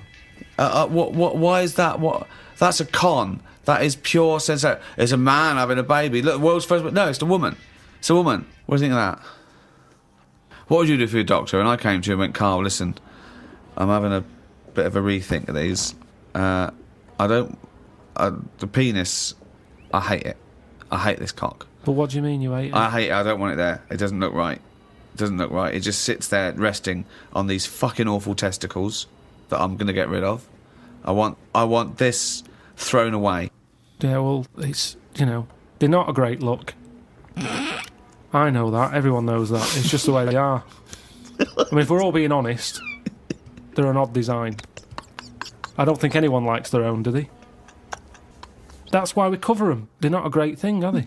What's this not why we cover them, though, is It's it? part of it, I think. I think deep down, I mean, even if, I know you hate the Adam and Eve thing, but even if back then he was like, good God, cover them up. Even he had a leaf on. No, but listen. Right. So, are you thinking fundamentally, then, that aesthetically, the testicles and the penis isn't as good as it could be? What would you have there instead? Well, it's designed that way because that's the way it's got to be designed. It's more about function than... Yeah. And that's the thing, isn't it? With modern technology... You need, the thing is the testicles have to be outside because they have to be a few degrees below body temperature.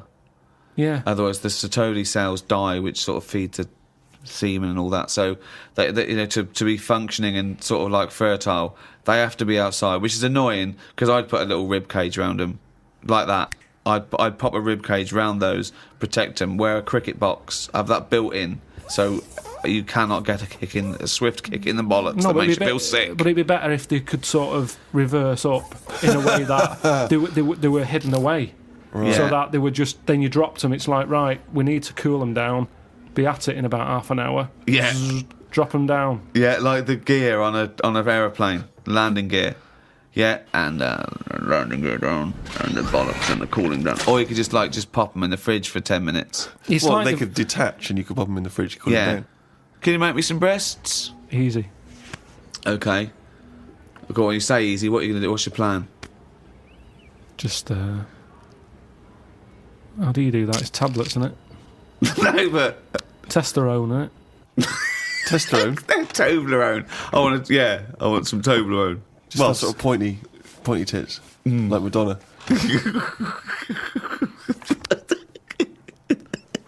Where do you stop, though? Supposing I came to you and said, Doctor, listen, I like the bollocks, I like the penis, but I don't like them where they are.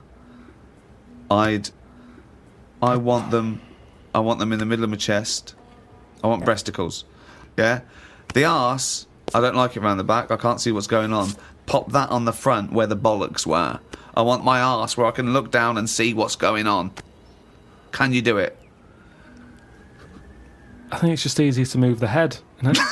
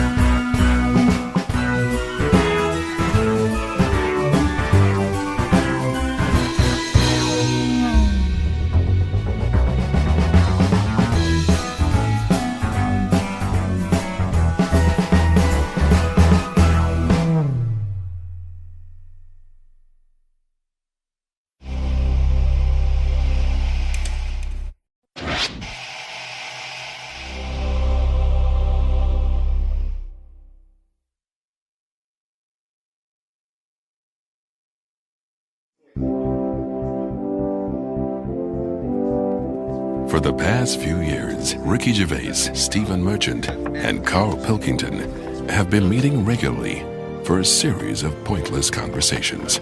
This is one of them. Testing. Is that all right? Hello and welcome to the Ricky Gervais Show with me, Ricky Gervais, Stephen Merchant. Hello. And the little round-headed buffoon that is Karl Pilkington. All right.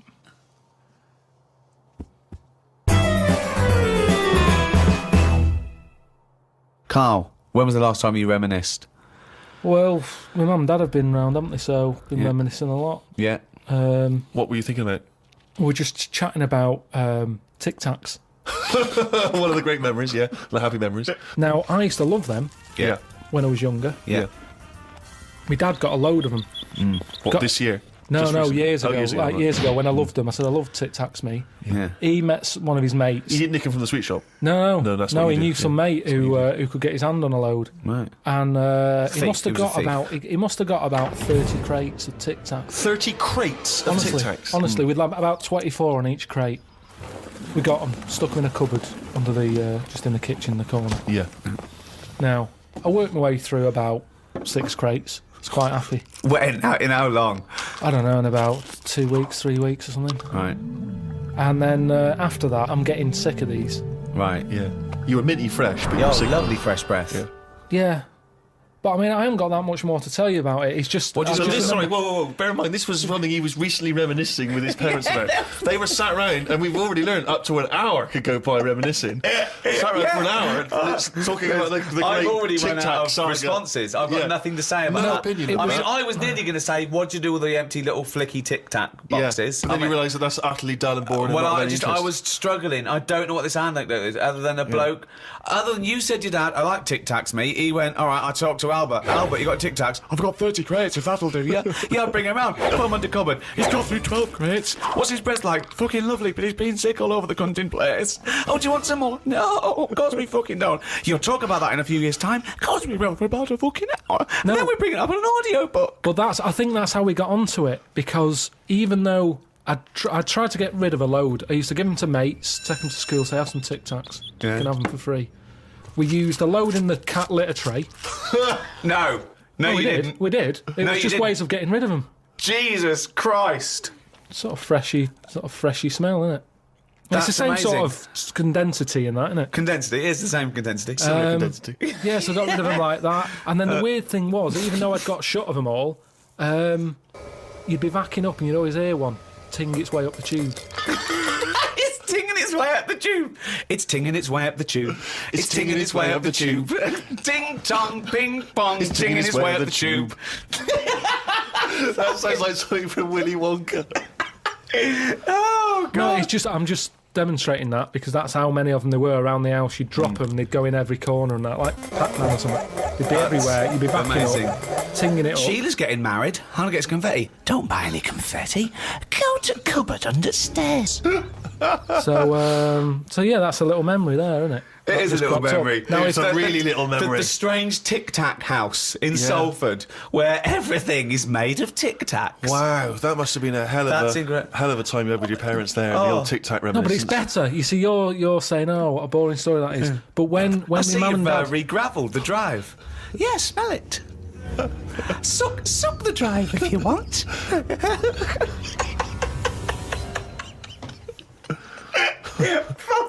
no, but it's different. When my mum and dad are there and they can remember that, and they're going, "Oh yeah, the Tic Tac incidents and stuff." What's known as the Tic Tac incident. The Tic Tac incident. Let us never speak of the Tic Tac incident. Yeah, I just imagine the clock ticking. There, it's Christmas Day. I go, what are you smiling at? Oh, remember it used to ting up the tube. You should think about selling this to Hollywood. Listen, what do you remember then?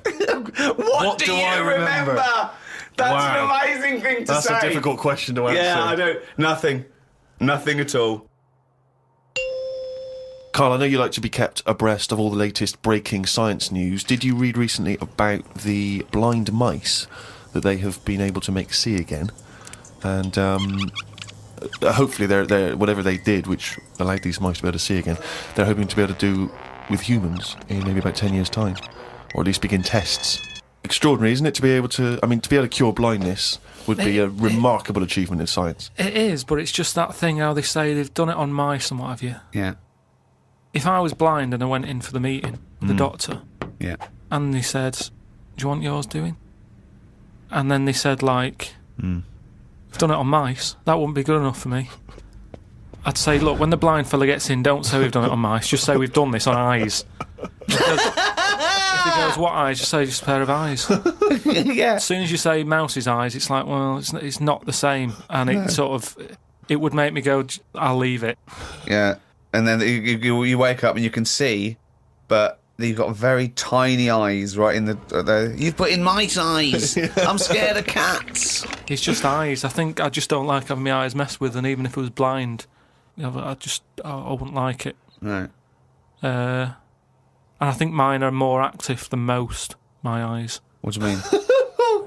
Well, I went for a what's-her-name, Steve, you don't know. I've had problems with my legs. Oh, Christ almighty. He's the same, what are you, 33? He's a hypochondriac. And you talk like you're a 7-year-old honestly, the slightest thing, he's got time off work for this. We went to the dentist 3 times in 1 week. He goes, now his leg's rubbed 2 times a week for some reason. I don't. In and out of the kidney hospital, and they're going, there's no kidney stone, Mr. Pilkington. He's going, oh, right. Christ almighty, do some fucking work. No, the thing is, I've been, in the last, 30-odd years, I've been working hard, and I've let my body get run down a bit. How have you... You're 30... What are you? 33. Right, 33. Sorry to start off with such a hard question. But how have you been working for 30 years? Well, I just have. I sort of I got on with it. At 3? At 3? No, I'm Well, you just didn't saying. get on with anything at school, did you? Because you were just titting about. Yeah. You weren't working out there. What was the first job you got? How old were you? I was 15. Right, okay, so you've been working for 15 years then. Okay, good, Yeah, but right. I had my paper round when I was 10, didn't I? And that was hard graft. That's why I'm bald and that. Getting up at 4:30. It all adds up, doesn't it? All adds up. So anyway, I kicked my height when I was a kid.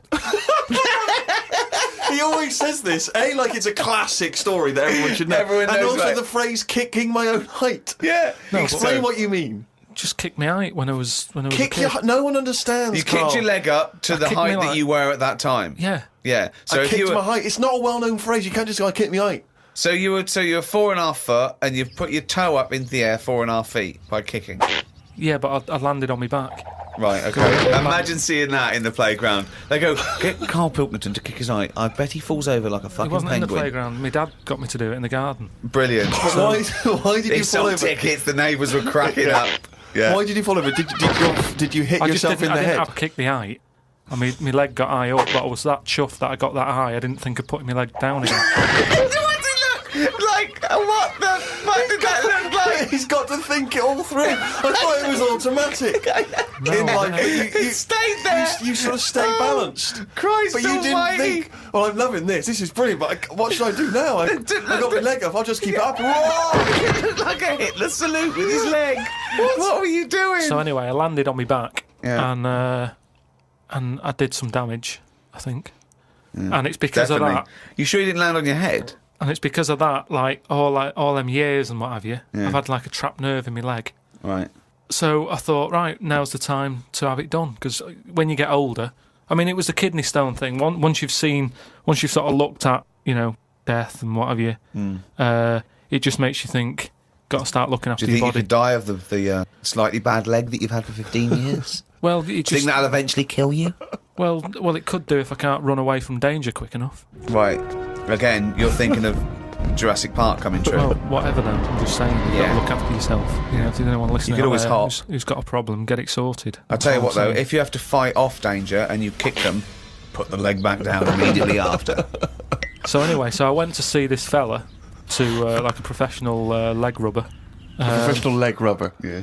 And he sort of said a few things that were quite interesting. Remember that time when we had a chat on the last lot of podcasts? I said, am I in charge of my brain, or is my brain in charge of me? Yeah, do you remember what I said? It's the most stupid thing you've ever said. Yeah, well, listen to this then. So I go and see this leg rubber. Professional leg rubber, yeah. Right, and he is professional. Yeah. Right. Remember, a leg rubber. You haven't said doctor at any point in this conversation. He's a leg rubber. So this however profound this is, it came from a man who is self-confessed professionally leg rubbing. Not just leg. Does he do left and right? Or? Back rubbing as well. He does it all. Right. So I'm in there, rubber. and I didn't mention about how I thought my brain was in charge of me and stuff.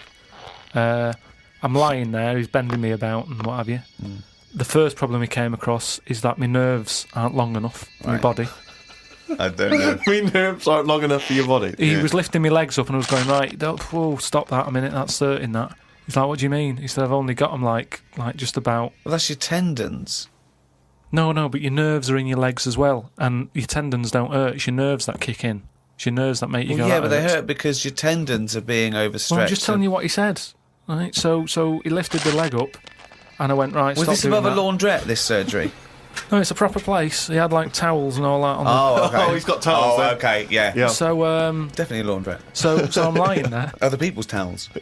He's got towels, underpants, bras. Halfway through he said, you haven't got 20p, have you, for the dryer? Okay. So I'm lying there and he lifts the leg up, Yeah. and I'm like, oh, that hurts a lot.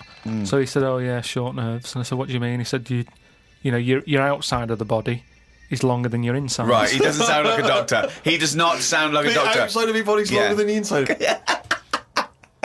So he had me lying on my front and what have you, and he was sort of crushing me back. Right. And he was going, does that hurt? I said, yeah. It was like 48 quid this as well. Putting me through all this pain and what have you. Well, you got some good advice, though. He said, you're pretty stressed. And I said, yeah. So it's, I've quite a bit of stress in my life.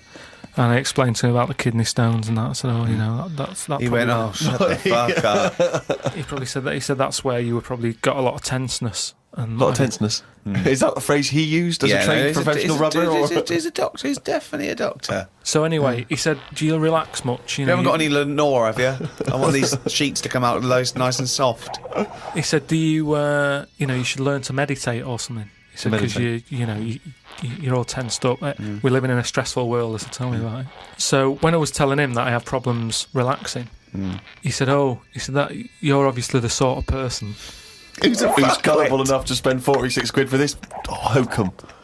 He said, you're the sort of person whose brain is in charge of them, rather than them being in charge of the brain. So all you did was you met a person as stupid as you. Yeah. No, but I thought it's interesting that this is what he does for a living. Yeah. And he picked up, that was the first visit, I'd only been there about 22 minutes. Yeah. You get half an hour for 48 quid. Right. But he picked up on that within like 15, No, he saw 20 a right minutes. fucking sucker coming. No, he did pick up on that, yeah. But anyway, don't go to him again. The reason, I am doing, I've got locked into it. I've got to go at least another 3 times. Why? I'm trying What to do get you out mean? of it. I don't know. I didn't realise that you have to have a minimum amount of things. So what I'm saying I can't is, wait. What's the wisdom he's going to come up with next week? That'd be brilliant. I will kind of, yeah. No, but what I'm saying Your is, blood's paranoid. we were talking. You've got jealous bones. You're the sort of person whose stomach's hungrier than you. What absolute fucking nonsense. Yeah. Do you know, like how we were talking about eyes, weren't we? He said the thing is, you've got to be able to relax, and the way to do it is to focus. Right? He said, I said, what do you mean? He said, when you go to sleep... You're the sort of person whose eyes can see further than you can. He said, when you go to sleep... Close your eyes and see. Instead of just leaving them open, staring at the ceiling. Carl, keep breathing. Yeah, keep breathing. Close your eyes. You're not dead. It may seem like it, but you're not. You're just asleep. So he said... oh, fuck me. He said, what you've got to do when you go to sleep, focus on your toe. Right? Okay. He said, and just think about nothing else. I said... He's a witch. Did he say you to put a toad under the bed? No, he just said focus on the toe and see how you go on and what have you. Next time you come in, let me know. Anyway, I gave this a go, focusing on the toe. So what does this mean? You mean you sat in bed staring at your toes? No, this is it. He said, like, lie down, shut your eyes and sort of look at it, sort of thing. So I was lying there, and it just wasn't working because... Oh, Carl, this isn't medicine. Because I was... You were thinking eyes, of a finger? Well, no... He found out he was thinking of someone else's toe. Next day, someone called up and said, Carl, my toe's better. No, the problem was I was still using my eyes even though I had them shut.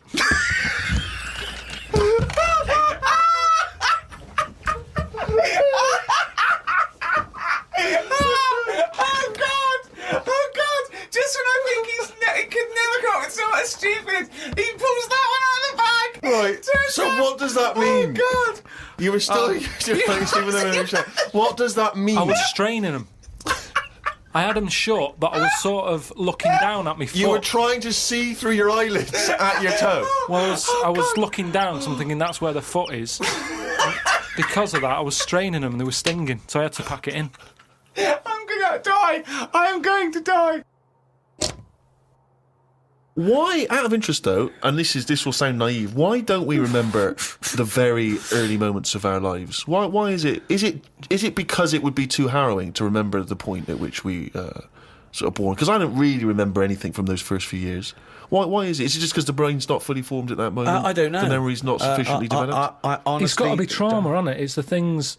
Again, we were talking about me being younger, and the youngest I could remember back to was 1978. How old were you then? When were you born? 72. What, you couldn't remember earlier than 6? You can remember back to about 2 or 3, most people. No way. No way. My mum and dad don't even remember them. Because you're not doing anything. This is what I'm saying. My mum and dad don't even remember me then. That's amazing. Because they pinpoint They remember things. all the Tic Tacs they've ever eaten. Yeah. Do you remember when Carl was 6? Of course I do. 5? Yeah. 4? Yeah. 3? No. 2? No. Because you're not doing anything, are you? My mum and dad don't even remember me then. And it's weird. I remember, must have been about 2, sitting on a potty surrounded by Lego. I remember that. Very strong image I have of that. No, I don't remember that. No, you wouldn't remember that, were you? No, you weren't there, were you? What do you mean? What, you don't remember Steve sitting on a potty surrounded by Lego? No, I mean, I can't remember having a potty. I remember having one of them. I'm not suggesting you have the you same used memory. to go in a fucking litter tray. Now I know why. To eat a Tic Tac while you're having a shit. But, okay, so what is your very first memory? The one that cropped up the other day was having my eyes sort of glued together by... Gangsters. Where's the fucking Tic Tacs? No, We lost our truck for you, yeah. when I was on holiday and I slept near the window and the window was open and I used to wake up in the morning with my eyes shut. My mum and dad thought I was having a lovely lie-in. I just couldn't open my eyes. But whoa, I don't understand. Why were they... I'm gonna burst. Whoa. What do you mean? Why were they glued? Why were they... What do you mean they were glued? Wait, but why didn't you say, Mum, Dad, I'm not asleep. My eyes are glued together. It's just that you get a build-up on the eyelashes. Yeah. And it all... But when they came in and you could sense them looking I didn't know at they you. were there.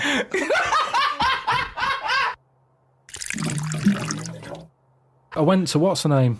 Harley Street. I went for a check-up. And, like a medical. Posh, you know Harley Street, it's like it's the top doctors, isn't it? I've never been before. Yeah. All posh buildings and that. Went up to the counter. I said, I see the doctor. They said, name, yeah. Give us 10 minutes, go and wait in the waiting room. Dead posh waiting room. Dead fancy. Big leather furniture and that. Yep. Loads of magazines. I mean, like a newsagent's Yeah. in the middle of the room on a table, loads of them. So I'm looking through, and there's the top quality ones. Your Esquire, GQ, Classy, Yacht Weekly, all that, Country Life, Boys. Boys. There's one there, yeah. Boys. What's that?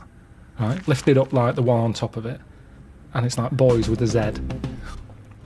Two fellas stood there, looking sort of Italian looking. Yeah. Right. Dungarees on. No shirt though. No shirt, just dungarees sort of unbuttoned, hanging down a little bit. Sure. So no one else is about. I'm never going to buy a magazine like that. You're going to tell us you looked through a You gay can have a magazine? I had a little look, just because I thought, like I say, it's one You're always chance. looking to learn, aren't you? You're always looking to learn. Yeah. Always open. There might have been something in there that I go, right, I get it now. I understand why they like doing that or whatever. Yeah. Right. So she said I was going to, 10-minute wait. I can have a quick flick through. Picked it up, had a look. Still none the wiser.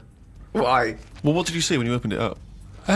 Just loads of. Like I've said to you before about, I don't know why they like looking at knobs when they've got one of their own. Right. There's no right. surprises there. You're not going to go. Oh, that's Sure, that's yeah. nice. Some had like car oil on the face. Knob out. Yeah. There was someone sat on one of them square things of hay. Oh, yeah. Sat there, sort of sat on it, straddling it.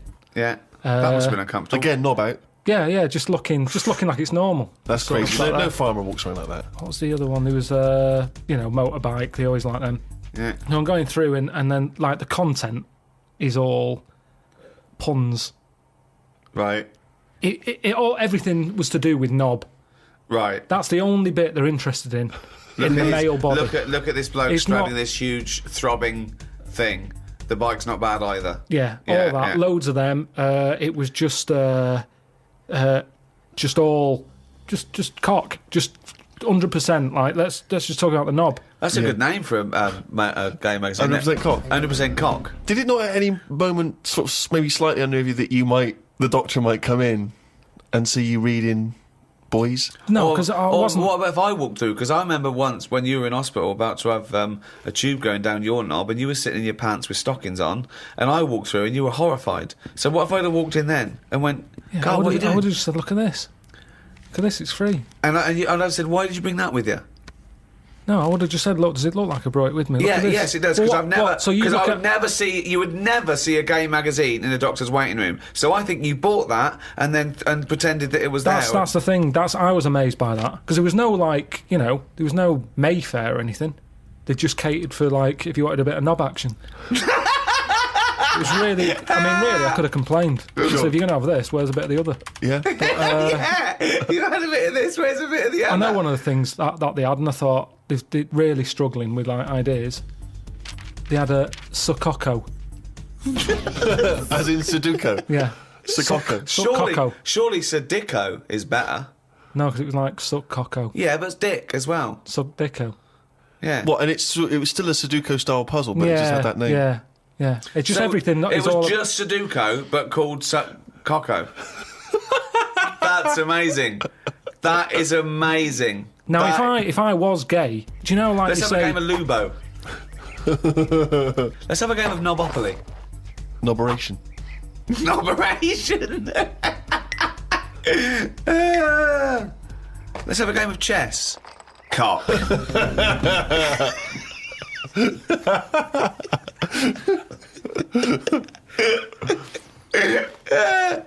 Let's have a game of fuckaroo. Well, that works for either sex. Yeah, that's true. That's how we spend our Okay then, Christmases. fuck a poo. Oh, God.